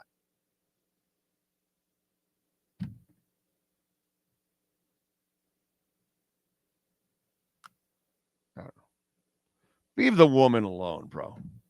She's just a hot royal, because she is hot, by the way. Hot. I gotta say, Kate Middleton, hot. Hot. Hot, hot, hot on two. Let's see. Barry Jackson is a saint. He does great South Florida sports reporting, but gave us in a public service announcement about it day one of Ultra Festival. Avoid downtown at all costs. Obviously, yeah. And if he's stuck covering the heat, God, that is one thing I don't miss, man. I don't miss being a beat reporter. I don't miss it. You know, if I had to do it again, I would do it. Obviously, I'll do any work that I have to do to survive. But I do not miss being a beat reporter. Oh, my God. Being at every game and every practice and every press conference and all. Oh, God, it's so monotonous. It is so. When you did it for, 20-something years, you don't want to do it anymore. I didn't do it for 20-something years. I did it for about 12 to 14 years that I was a beat writer on different beats, mostly Dolphins and mostly Heat. But I did Marlins and I did Panthers also. And obviously Miami Fusion and InterMiami and all that. Well, not InterMiami, but Miami Fusion and Strikers and all that other stuff that we've had here. But I don't miss it. God. Being at those games no matter what and being at practices and all, don't miss it at all. You just get to a point where you're kind of like been there, done it so many times. I am over it. Ocala Joe says, preach, Big O. You're right on the money. After we raise our kids, it's time for us. Yes, man. Yes. Got to have some fun, bro. You know? Royal family, far too much inbreeding, too much chlorine in that gene pool. I'm so tired of hearing about the Royals. I know, right? We're here, and it's like, what do we need to hear about that? But I do feel bad for her. Because and I laugh at the Brits that are just, they're so crazy about wanting to know everything about the family. It's just ridiculous, dude. So, Big O, you paid your dues. Yes, I did, my brother. Yes, I did. I overpaid my dues. Rachel Zane, Meghan Markle is hotter than Kate Middleton. Nah. I'll take Kate Middleton over Rachel Zane. And Rachel Zane's cute. No doubt about it. But I'll take Kate Middleton. I'm going to take Kate Middleton's body over Rachel's. Yeah. Yep. I'm a Kate Middleton guy. So I'll edge her over Rachel Zane. Dan says, how is everybody feeling about that video of migrants telling others to take empty houses? Well, guess what you got to do? jail their asses and kick them back to the country they came from. You know what I really don't like? I'll tell you what I don't like. Like Mexico says they don't want to take them back. But wait a minute, asshole. You allowed them to walk right through your country to get to ours. And that's where I'm like, F you, bro. So, but hey, the plan was in place. You know, the orangutan killed it. You would have stopped all of that right now. That would have been stopping if they actually would have, there was a deal in place. But, you know, you say you want something, but then when it's there, you don't do it.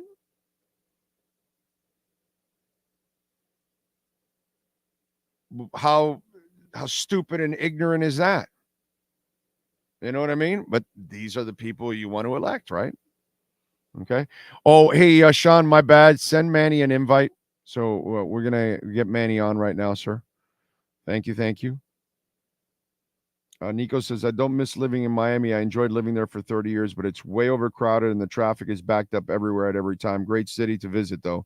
Yeah, we're becoming a lot like LA without, of course, we don't have the crime that they do and the homelessness that California has. In fact, kudos to, and I don't give DeSantis kudos, but I'm objective as a mother. I love the new bill that they signed that does not allow you to be camping out in the streets and they get rid of your ass.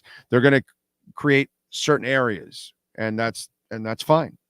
And that's what they did. They kind of like, okay, you gotta clean out the streets, but you gotta have a spot for homeless people. And that's what they're going to do.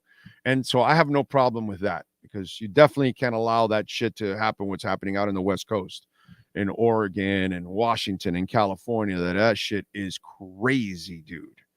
You cannot, that doesn't go on here and you cannot allow it. So that's a great law that they passed. You have to do it, unfortunately, bro. Unfortunately, you know, you just can't allow, because then they start taking up neighborhoods and they start putting people at risks. And, you know, and there's dirty shit going on constantly because drug dealing, all kinds of stuff. And then once the general public is at risk, that's when whatever is going on is illegal. Okay? And so good law, because I certainly don't want to see what's going on in the West Coast happen here. You know? Can't see me living there again. It changed a lot in the past 10 years. Are you talking about Miami? Yeah, I get it. The Panama Canal is key to this war. What war? I don't know what you're talking about. What war are you talking about? What war are you for life? Dropping the goody mob nuggets cap. Taiwan will be next in several years. But we're already set up, bro. Taiwan's that's a facade. We protect Taiwan now because we need the chips. We just opened the factory in Arizona. Okay? Biden and the boys just opened up a ginormous factory in Arizona, and I think they're opening up another one to start creating our own computer chips. So by the time China wants to make the move in a couple of years, we already will have our chips in place and working, and we won't need Taiwan anymore because Taiwan's been controlling 80% of the chips in the world. So, yeah, there's a lot more to it, bro.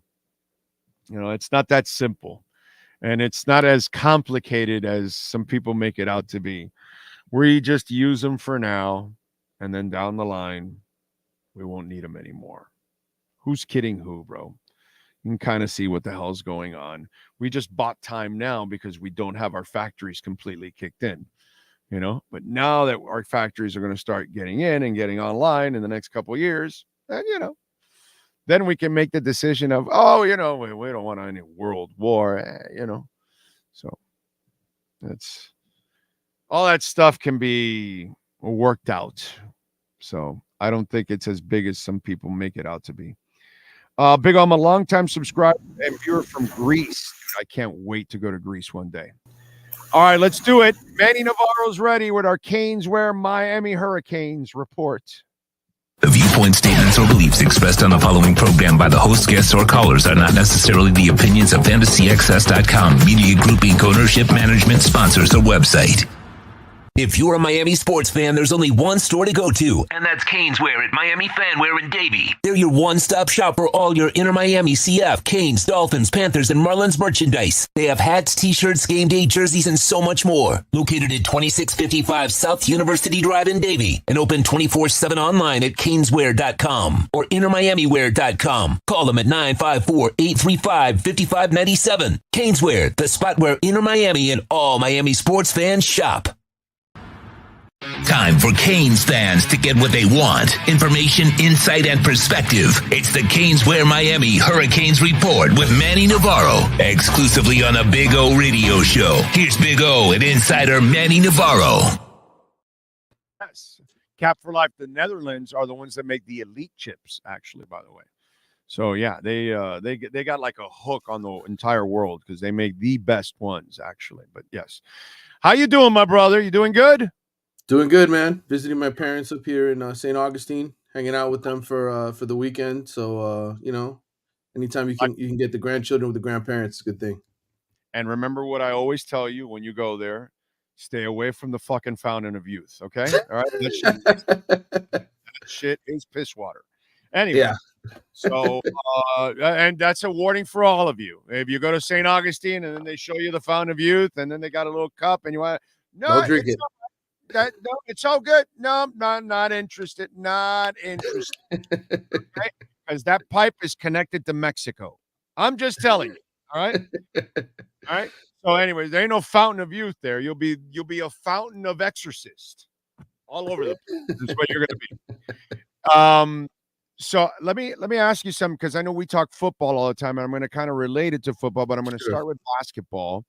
Mm-hmm. And she'll never say it because she's, class to like the utmost level there is. And we're talking about Katie Meyer, who just retired. Right. And dude, it's all over the place. She had to deal with it the year before with the Cavender twins. Mm-hmm. And so, and now, they're already transferring out. And so, and it was a bad year. I wonder, she wouldn't say it, but this new NIL college sports, if you're an established coach for many, many years now, and you've been doing it the other way, this is such a drastic change. Saban can say it because of where he was at and what he accomplished and all that shit. And whether you like Saban or not, you can't disagree with what he was talking about, actually. You know what I'm saying? Right. Even though they've been paying people for years in different ways, but now it's so open that it can be used against you. You know what I mean?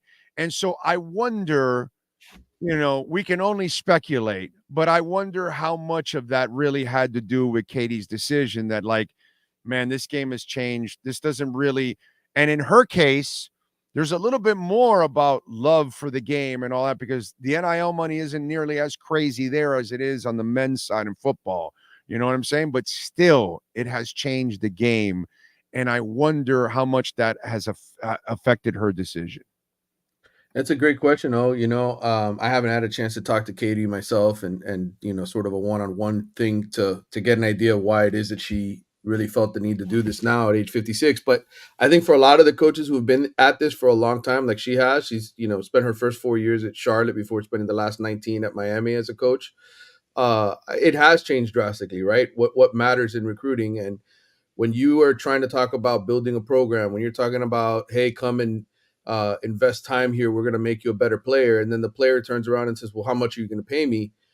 It really changes the entire emphasis of it all. And I remember, talking to Channing Crowder and a lot of other, guys who played for Saban over the years. And they're like, look, there's a reason he went to college. He didn't want to deal with the financial side of this. He didn't want to deal with having to pay players and, deal with guys who weren't about the game itself, right? Who weren't about how do I become a better player? And I agree. I think a lot of the older coaches in today's game and are ultimately taking a look at this whole situation with NIL and saying, man, is this what I got into this for, right? To deal with salary cap, right? Or deal with how much money I can spend to get a player to come to me.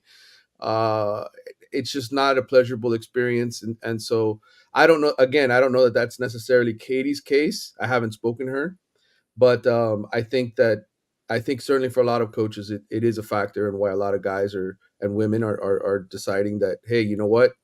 I've coached a long time. I don't enjoy this part of it. I'm going to move on. I don't think Jim Larinaga enjoys this part of it either. No, that speech he had at the end, right? And so again, another guy that's been at it for a long time. Mm-hmm. And so he did it the other way for a long time. And by the way, this is a guy that's probably used to not paying people like Calipari, allegedly, or whatever, like they do at other schools that they. Right. George Mason at UM, you're not buying players, bro. And it's just, you're not Kentucky, North Carolina, and Duke and all that probably you can do some other things behind the scenes that, you normally can't. So I wonder how much time, because I think that's going to suck the passion out of Jim Larinaga too, that the way he talked about it at the end of the year, it was more, he clearly expressed how it's all about the person and not about the team anymore. Yeah, it's what your core beliefs are as a coach, why you got into it. And all these people ultimately had a decision to make, right? Do I want to go and spend all the hours recruiting? Because that's really what it is, the difference between college and the NFL. Do I want to spend all this time recruiting, investing all this energy, going to AAU tournaments on the basketball circuit? Do I want to spend all this time when in the end, it's not about player development anymore. It's about how much can you pay me? And so it completely changed the dynamic of what it is that you're doing it for, right? It's becoming professional sports for a lot of these guys. Or playing time, right? Or if I'm not getting right, what can you do for me to help me? Right. More money. Yeah, exactly. Right. Right. And I think the other part of it too, that probably isn't talked about enough, is I think the arrogance on the other side of it, because I think so many people are getting paid now because of NIL, because the boosters are directly involved now, because there's no fear anymore of getting caught and getting in trouble, that a lot of players think, well, I'm worth this, right? Like they're going to pay me this much at the school. That means I'm worth it. And then they get to college and they don't really develop, or they don't get any better, or they struggle. And now it's the coach's fault. Well, he's not doing what he's supposed to do because clearly I'm making X amount of money.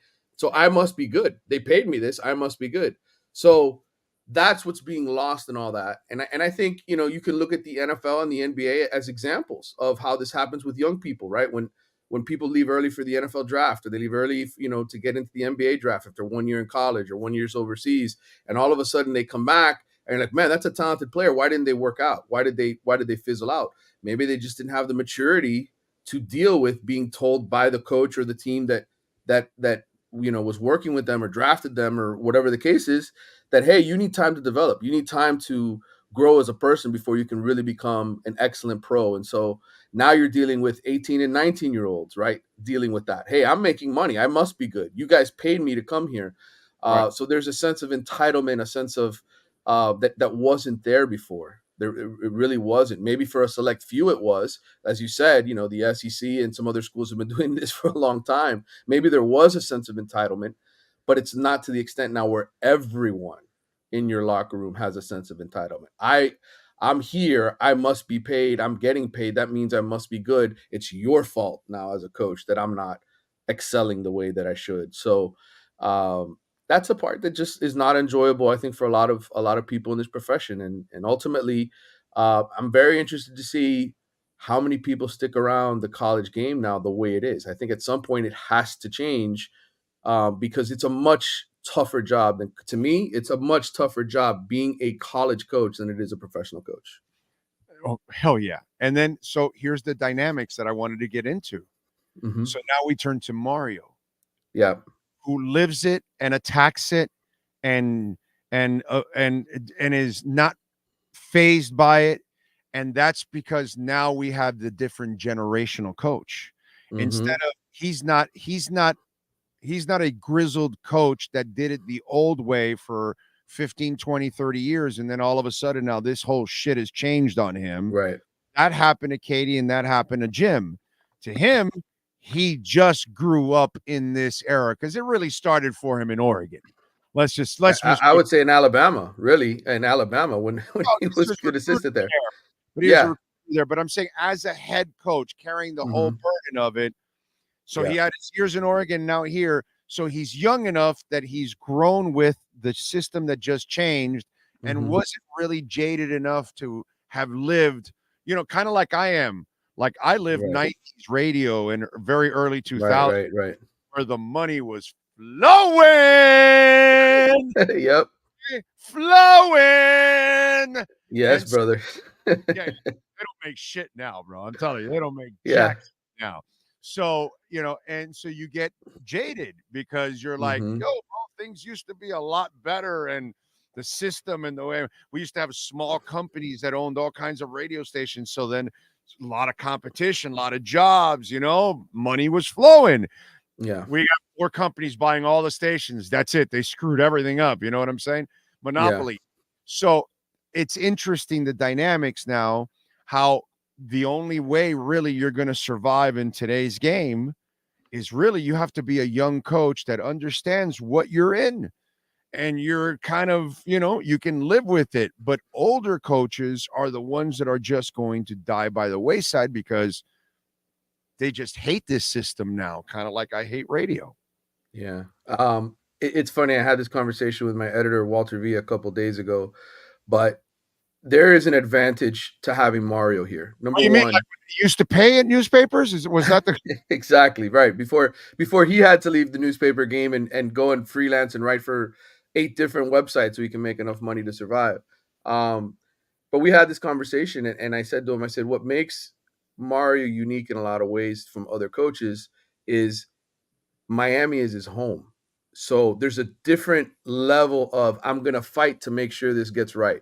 Like if Mario goes to an alumni meeting and Miami's football continues to suck, right, and it doesn't get better under him, he's got the pressure from all of his ex-teammates who are going to be yelling and screaming at him saying, man, how could you let this happen to the program, right? There's an ulterior motive besides the money, besides everything else. He has to get it. Like for him, there's that internalized pressure. I got to get this right because he played at Miami, because he went to Miami, because he won championships in Miami. For other coaches in this profession, they take a job at a school that they are just making a bunch of money at, but didn't go to, don't have any real emotional ties to. They're mercenaries. So it's a different mentality. They're not going to go maybe as hard because they'll say to themselves, you know what? It didn't work out here. I got fired. I got to go somewhere else, or, hey, I made them a little better. Now I'm leaving. I'm jumping. I'm taking off to another place. So again, the whole dynamic of college coaching, it's fascinating, to see what's going to happen as this thing evolves. Because like you said, a lot of them, what they got into it for, I don't think it's the same anymore by any stretch of the imagination. And so hiring, firing, those kind of decisions to me are going to be interesting. Like if you're a guy like Dan Radakovich, and I know there's a lot of Miami fans that want to see Miami win, Mario Cristobal's got a 10-year contract, right? He's in year 3 of that 10-year contract for $80 million. He's working his ass off to get this thing right. That he's recruiting his ass off and doing everything possible. Yeah. In 2 or 3 years, are you going to fire him if Miami still isn't at 10 or 11 wins or doesn't make a playoff? Or do you say, man, who are we going to get? Like, you know what I'm saying? Like, is there really anybody out there who's going to give as much as he is trying to get this right? So I think those are the kind of decisions athletic directors and athletic departments are going to have to make in the years to come. Is, do I have somebody who really loves this program, is willing to go all out the way I need them to? Yeah. And that is, I don't know if you'll ever get anybody that will fight like that guy. That's for sure. And he does care, but it's an interesting dynamic. And I think we're going to see a wave of new coaches here in the next couple of years. It's already started.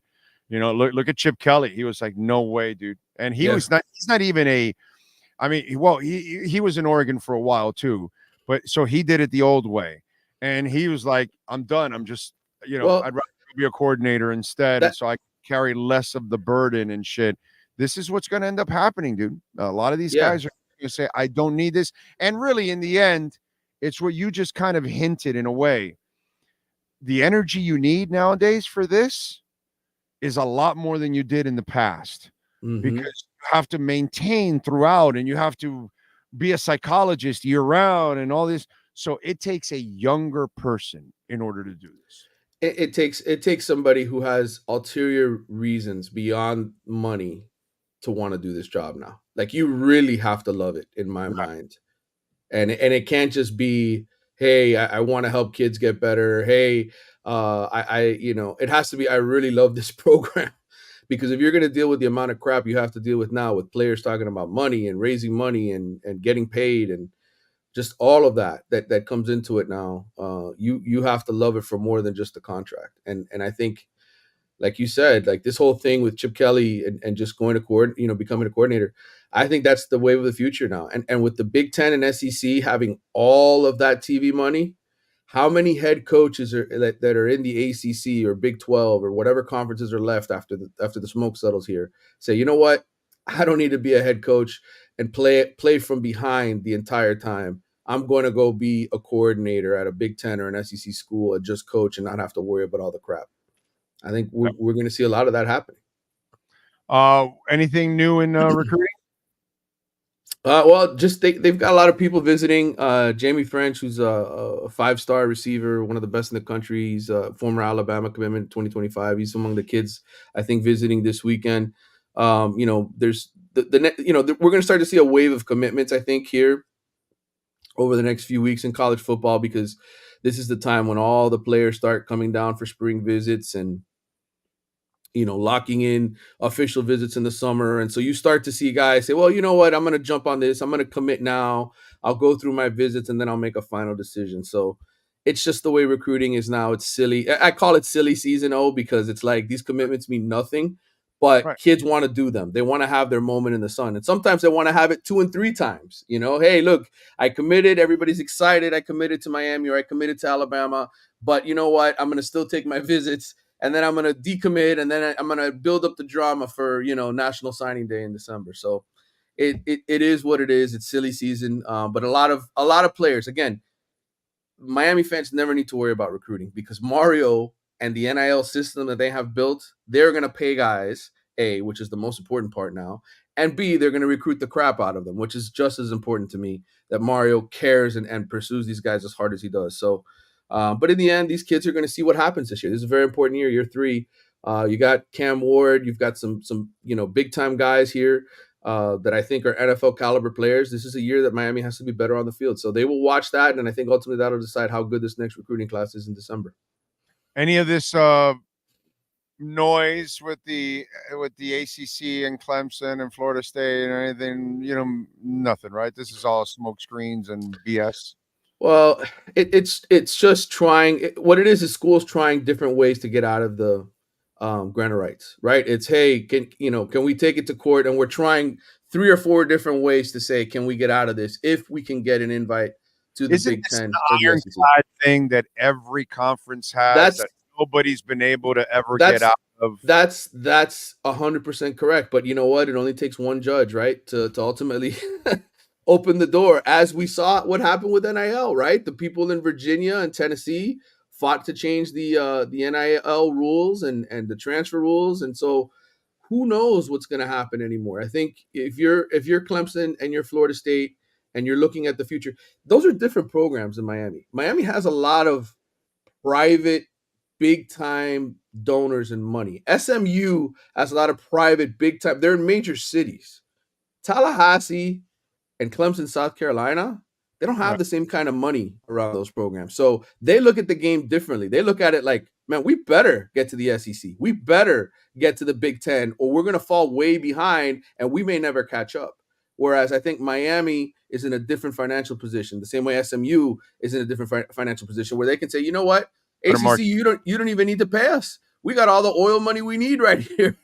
And all these billionaires in the city of Dallas that love our program, that came to SMU, that want to see us win, they'll carry us financially.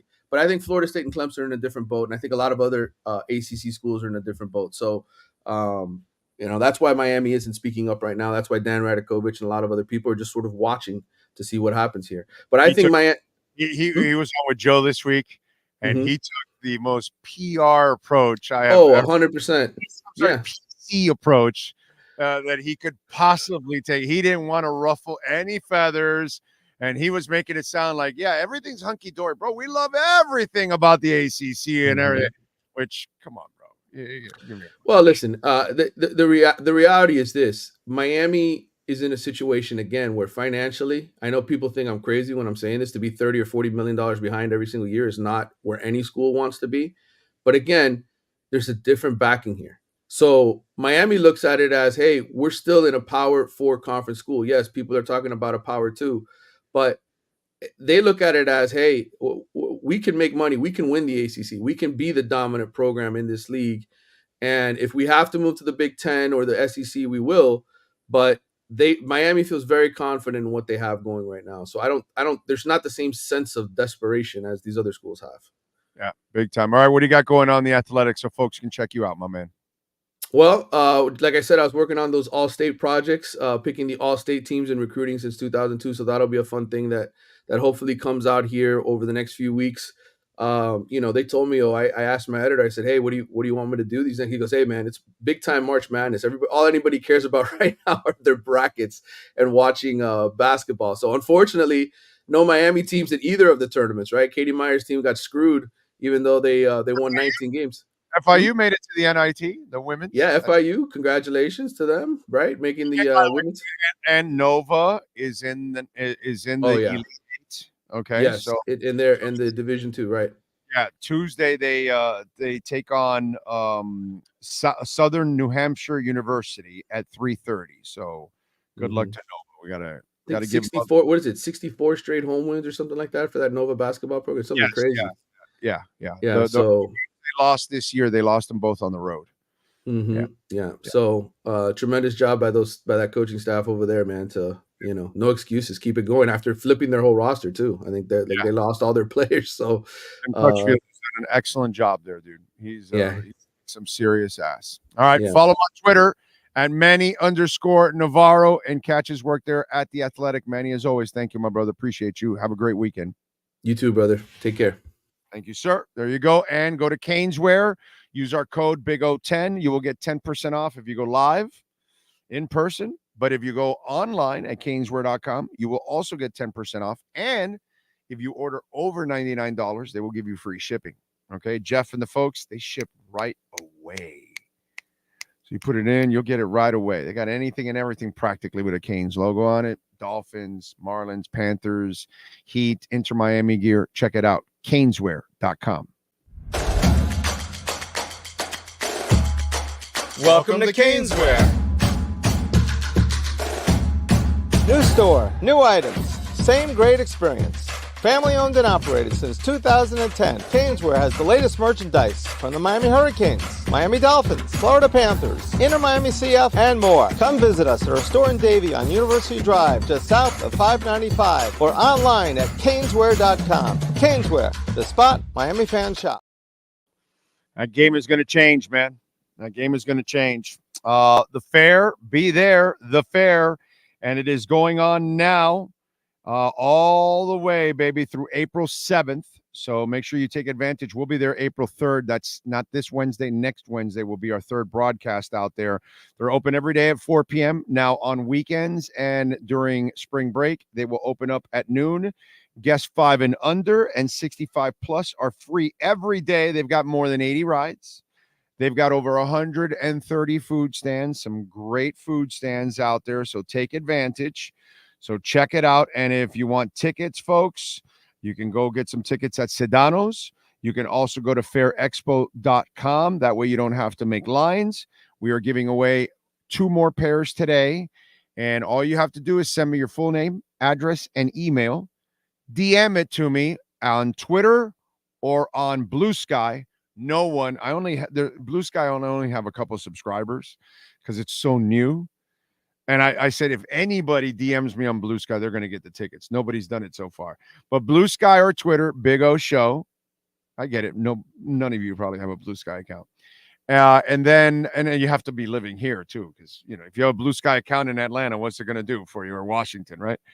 And then Instagram or Threads at Big O Radio Show. You can DM me your full name, address, and email. If I reach back to you and tell you you win, you will win, and they will email you the tickets, and you can enjoy family 4-pack. I'm giving away 2 more today.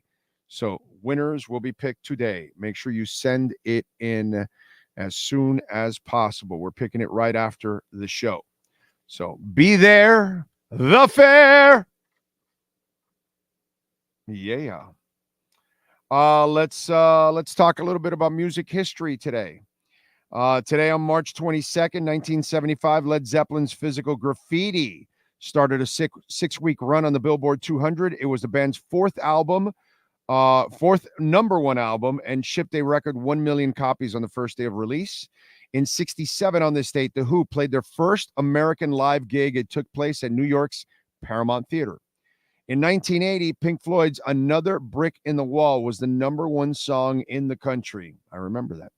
In 86, Heart had the number one song with These Dreams. This track, this is the first track to top the singles charts. In 2004, Marilyn Manson proposed to longtime girlfriend, burlesque artist Dita Von Teese. I think they were married like maybe 2 years.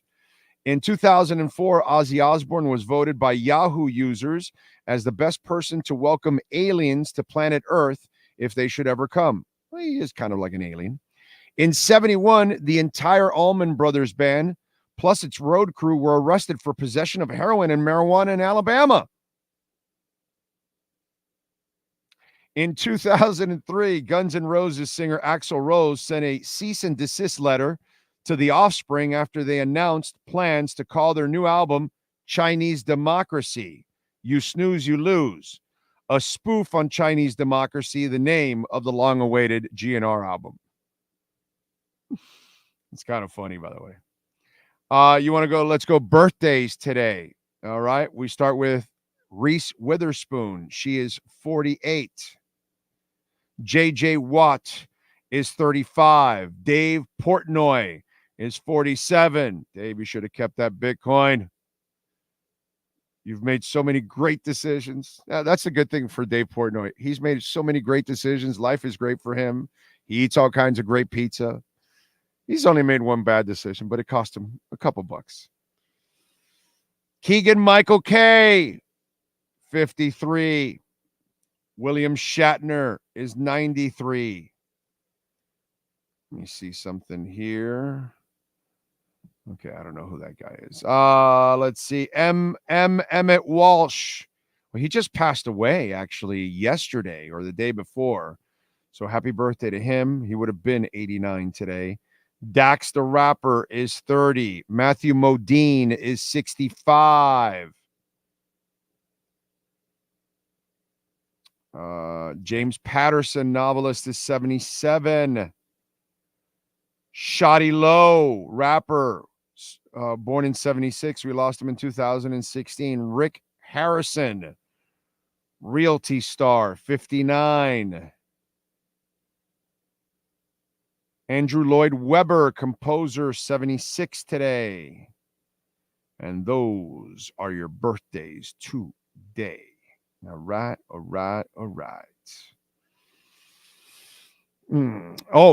For you gamblers out there, the Mega Millions jackpot now will be worth an estimated $977 million after zero players matched all didn't match all five numbers, and the Mega Ball during the $893 million drawing on Tuesday night. Friday's Mega Million jackpot will be the 6th largest drawing in game history and 10th largest drawing in U.S. lottery history. The odds of winning the Mega Millions jackpot are reported to be 1 in 302 million, according to megamillions.com. The Mega Millions jackpot reset after two players in California won $395 drawing on December 8th. January 23, the jackpot reset 4 times, which included one player in Maine winning an estimated $1.35 billion on January 14th. We don't need to read the rest. But anyway, a lot of money coming on the Mega Millions, just in case those of you want to have a little Mega Millions action. And by the way, the Dow close, it's approaching 40,000. Where's it at now? Let's see today. Where's the market at? Let's see. Down 187 points. So it's at 39,594. Almost. It surged yesterday 250 points to 39,791, bro. The Dow's about to hit 40,000. That is crazy, man. Absolutely crazy. In a really cool story, better than Dune, okay? I'd rather watch this than Dune, and that's School of Rock with Jack Black. Remember that back in the day? So it's about 20 years ago. Well, the beloved musical comedy directed by Richard Linklater premiered in 2003 with actor-comedian Jack Black. Well, he says he's ready to reprise his role as the energetic musician Dewey Finn. I wish there'd be a School of Rock 2 Electric Boogaloo, he said, referencing the movie title of the 84 sequel to Breaking Boogaloo. Yeah, remember?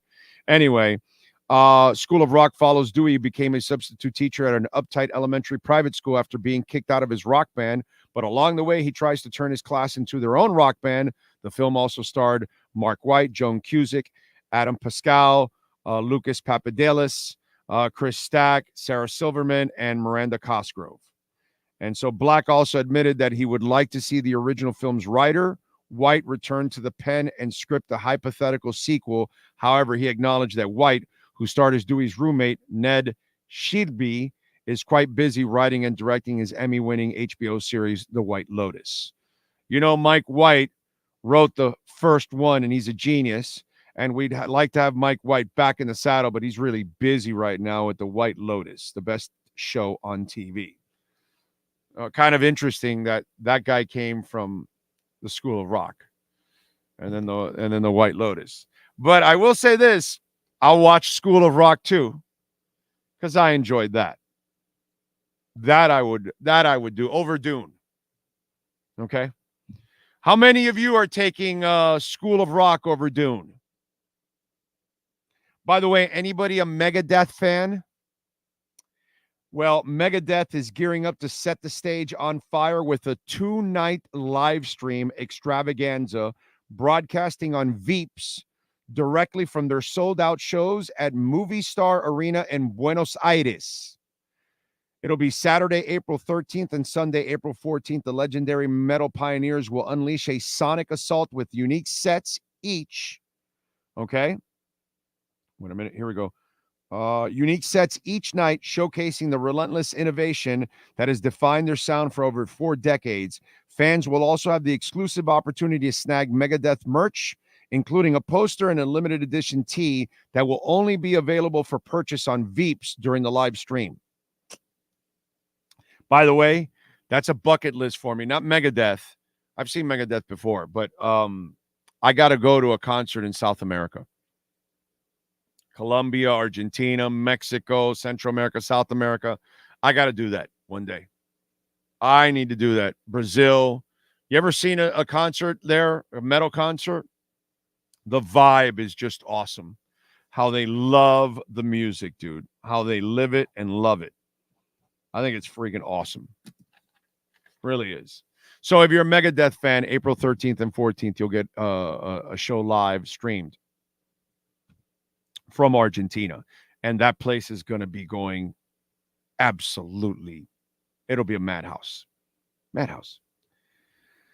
Let's see. Those microchip factories are going to be huge for us. The U.S. needs to mobilize like it did in World War II and reform domestic manufacturing. Well, that's what they're doing now. They're actually, I'm not a Biden guy, but I'll give anybody, I'm not a DeSantis guy, and I just gave him credit.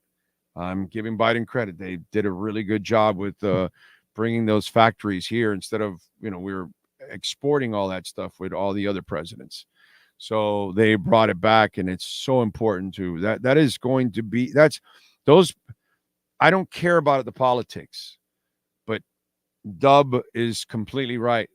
Those are some of the most important things that have developed for us in our future as Americans. Those chip factories. I mean, we needed to get on track, dude. Taiwan was producing 80% of the chips in the world. You cannot allow that anywhere. So you need to get in on it. just like everybody else, but we have the resources, so let's get to it. Plus, it creates, I don't know, it's creating thousands and thousands of jobs. So that's a good thing too for the people in Arizona and Texas where they're building those chip factories. So people will get a lot of jobs in that. We that is one of the biggest additions we made to our country right there. That is going to pay off for us in the next couple of years.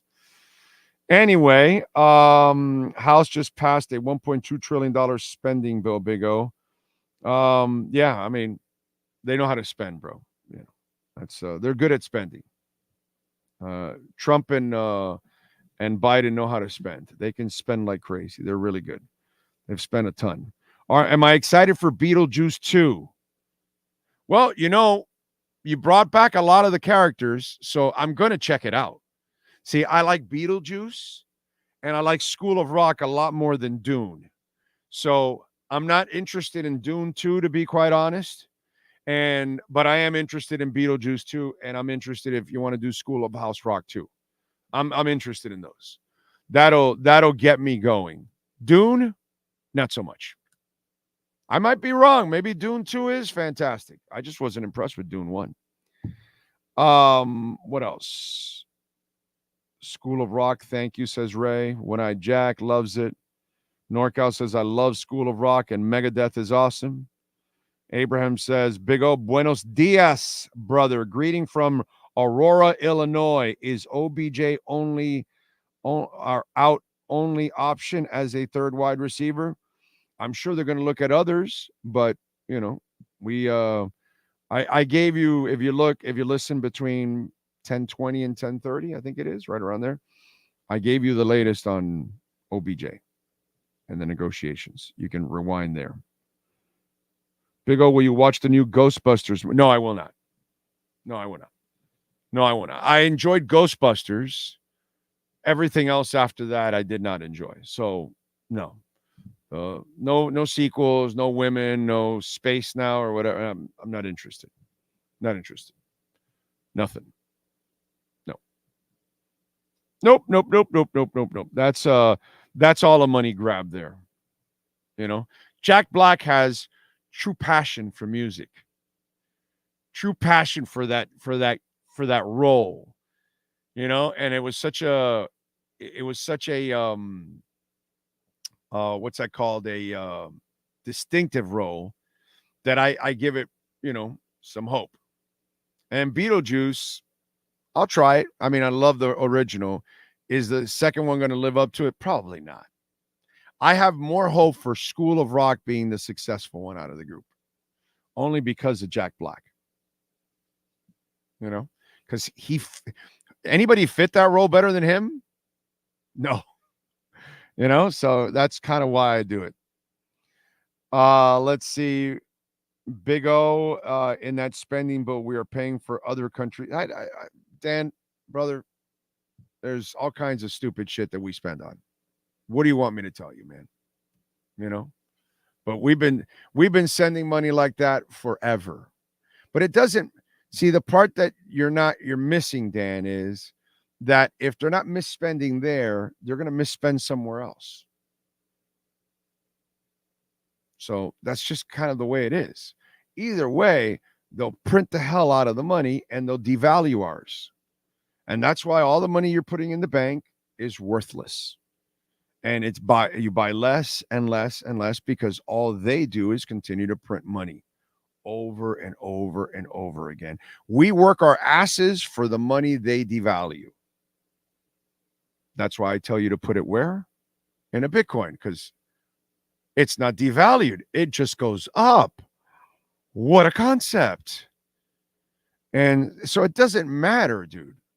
However, the 8 trillion you spend one way or the 8 trillion you spend the next way or the next clown that we put in, whether it's Trump or Biden, they're going to spend more. They're going to spend 10 trillion the next time around because that's all it does. They just continue. It doesn't matter. And then they don't even know how to tax us. They don't even know how to really get the money back. I gave you the stat already.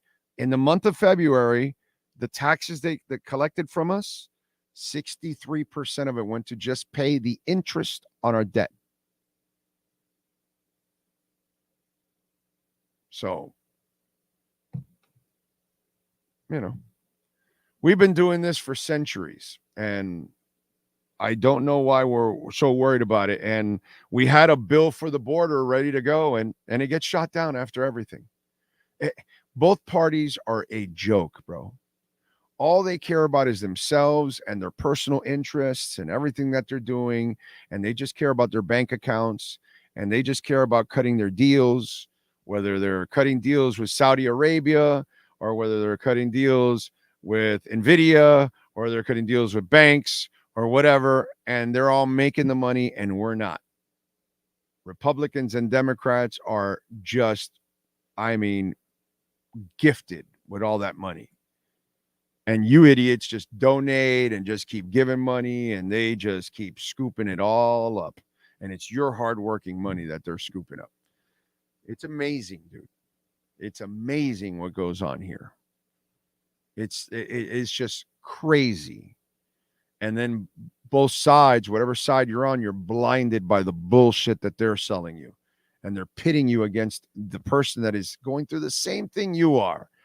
Just you want to wear a donkey and the other one wants to wear an elephant. It's the dumbest shit in the world. Just is. Just look around, bro. It doesn't matter. They're all incompetent. Bitcoin. That's all I can tell you. Bitcoin. So, anyway, the juice is loose. He says that in the promo. That's right. He does. That's a good one. That's a good one. Good job by you. My wife watched Ghostbusters and liked it, and I'm not that interested. What, the new Ghostbusters, or are you talking about the original? Because you're not saying, you're leaving me in the dark there. My motto is, if it's new, it's do. So most sequels don't interest me. I'm usually like that. Most sequels usually don't interest me. Yeah. Thoughts on value entertainment taking over media. Cuomo joined and Candace Owens is rumored to. Well, anything that Candace Owens is a part of, I don't want to be a part of. Okay. See, Tombstone knows exactly what the deal is. Democrat, Republican, two wings of the same bird. Exactly. The fool is the one that thinks you're different. The fool becomes the sucker. That's what it is. The fool is the sucker. So it's up to you, man. If you want to keep believing these idiots, you go ahead and do that. But they're not out for your own best interest. They only care about themselves. So I look out for you. You Trumpies, you progressives, you two groups that are really screwing everything. I even look out for you idiots. Not just Republicans and Democrats. No. I look out for all of you out there. I help you all. Give you all advice. Guidance. I try. You don't want to take it? I can't help you. You want to make a little money? You want to keep losing money on the dollar? You go ahead. 63,384. I'm loving it. I want it to go down to like 60, 58, 59, 61. Get a little bit more there. Because this is one of those where I think this is that final dip before boom, having everything. By the way, we are 28 days, 14 hours, 47 minutes away from the halving. Can't wait. Can't freaking wait. It's going to be awesome. Marcella says, I'm independent and just pick the lesser of the horrible candidates they put out there in front of us. That's usually what I do also, dude. I try to pick the lesser of the two. But it's just, both are terrible. That is for sure. I mean, they've both been terrible. And now they gave us those two. It's just, these two parties are they're just dumb. Just dumb. Not really good. It's because they don't care, man. They don't care about us. They only care about how it's going to benefit their pockets.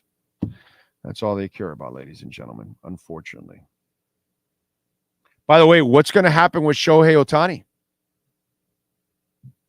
Huh? What's going to happen with Shohei? Because there was lies there that, oh, he knew about my gambling. Oh, no, he didn't. Kind of smells fishy, doesn't it? Now, the Dodgers and Major League Baseball are going to do everything to cover up the most important player in the majors.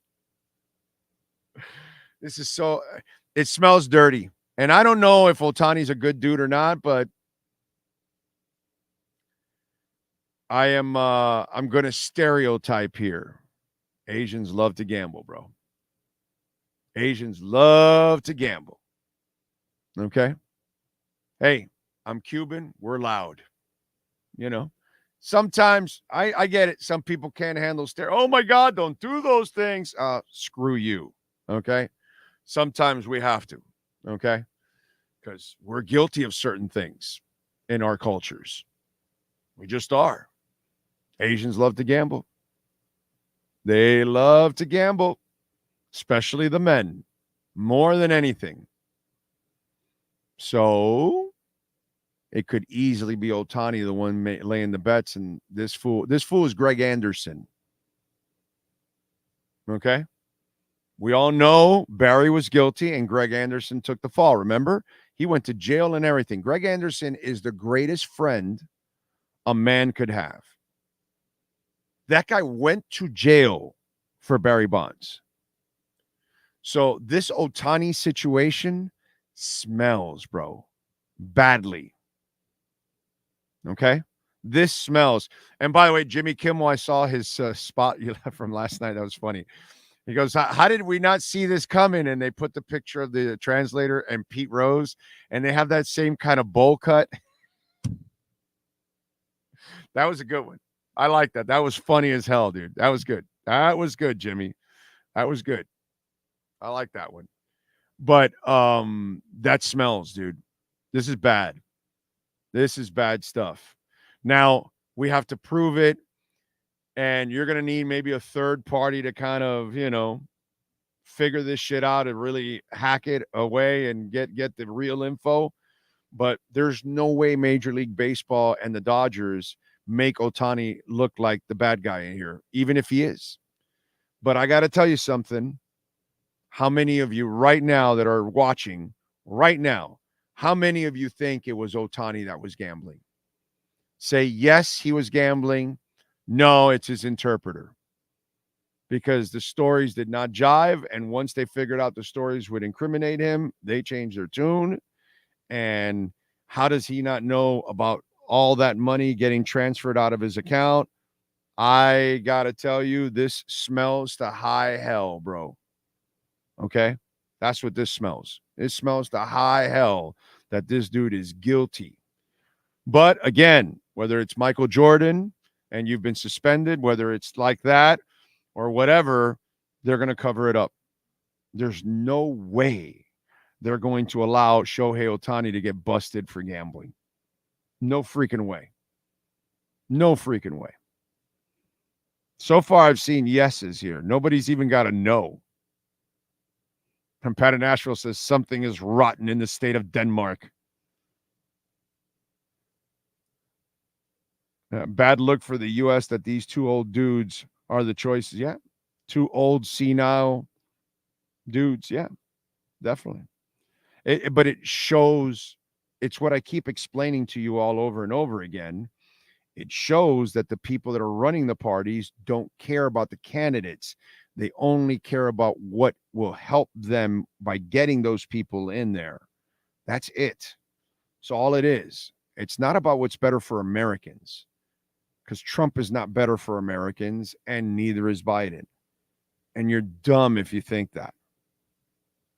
And I'm sorry if you take it personal, but, that's your fault. You're not very smart if you actually think any of those two people are worth being presidents.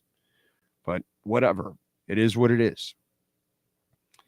No idea, but definitely smells fishy. Big O, are you going to hit that Sting concert? It would be nice for the police to get together again, Probably not. Probably not. I only like Sting's first 2 albums. After that, I wasn't impressed with the rest of his catalog. And I know he'll do, the last time I saw Sting and Shaggy together at the Fillmore, and that was fucking awesome. And I went because of Shaggy and Sting did an album together, and then they did some Sting songs and Police songs, and they did Shaggy songs. So that was like a fun-ass concert. The last time I saw Sting solo was at Tampa Stadium, where the Yankees play, and Natalie Merchant opened up. Natalie Merchant and Sting. It was a really good show. I enjoyed it. But then, Sting's albums after that, I'm not that impressed. I move on. I've seen the Police a couple times. I've seen Sting. I'm good. I've seen him enough. But if you haven't, you might as well treat yourself. Let's see. Politicians sell the ideas. They said they believe on those ideas, but for them, it's a business. And for any business, profits are the most important part. Exactly. And that's all they care about. That's why the Jared, whatever Kushner guy is like building expensive stuff in Bulgaria and all these other places on the coast and getting $2 billion from the Saudis, right? And then here's Elizabeth Warren making $200,000 a year, and her bank account has $67 million. And you're like, and there's Pelosi and her husband getting all the Nvidia tips and making millions, and and everybody gets greased. Republicans, Democrats, do you get greased? Did you get greased? No. What they tell you is, no, hey, donate so you can pay for my legal bills. That's what they tell you. And then your stupid ass is paying for somebody else's legal bills. And then they tell you, no, donate to my, Biden has 140 million. Yeah, donate so he can raise more of your taxes and tax you, the working person. And it's all the same shit. Doesn't matter. I can paint it on either side. The dumbasses are the ones that just want to hear about one side and not the other. And it's like, oh, no, my side's fine. Not that side's bad. Bro, they're both doing the same shit. Just don't be dumb. Don't be naive. Be an American. Don't be a Democrat or Republican. And certainly don't be MAGA or progressive. Jesus Christ. That's as garbage as it gets. Let's see. Chris Carter said it. Fall guy. Ohtani listened. Gordon is right. Got to have a fall guy. Big O, is it true that Gavin Newsom is Nancy Pelosi's nephew? I don't know, but my wife goes, well, why is this old man running? I go, well, the old man's running only because of Trump, right? And they go, well, so why don't the Democrats get somebody else? And I go to her, who do they have?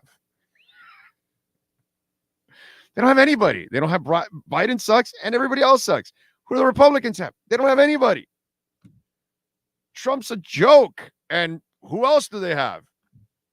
Nobody. There's no good candidates on either side. There's nobody that you would really respect and really think that they're out for human beings. Okay? No, they're out for their own best interest. Every single one of these pieces of crap. Doesn't matter who they are. You know what I mean? The fact that we're voting for what we think is the lesser of two evils already says we're screwed. Think about that. If you're voting for the lesser of two evils, it means you're already screwed. How is that something you look forward to? It's impossible. Vote Henry Clay. That's it. That's it. That's the one you got to vote.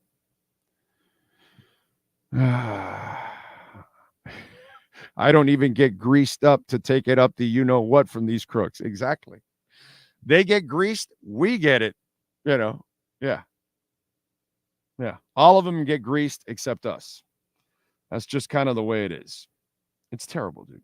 It's just terrible what goes on. Don't forget, you can make a donation anytime you're listening, watching the show on Cash App or Venmo at Cash Big O Show. That's Cash Big O Show. And you can send in your questions and comments and all kinds of stuff. Bitcoin is at 63,300. I am hoping for a 62, 61. I am hoping that you all have a fantastic and blessed weekend. We thank Sean Stanley, the man, the myth, the legend. We thank Manny Navarro and David Furones, as always. We thank all of you that tuned in. Everybody that sent in a super chat, thank you. Hit the like button. Appreciate you all out there. We will see you tomorrow. Monday. Same time, same place, same bat channel. Have a great one.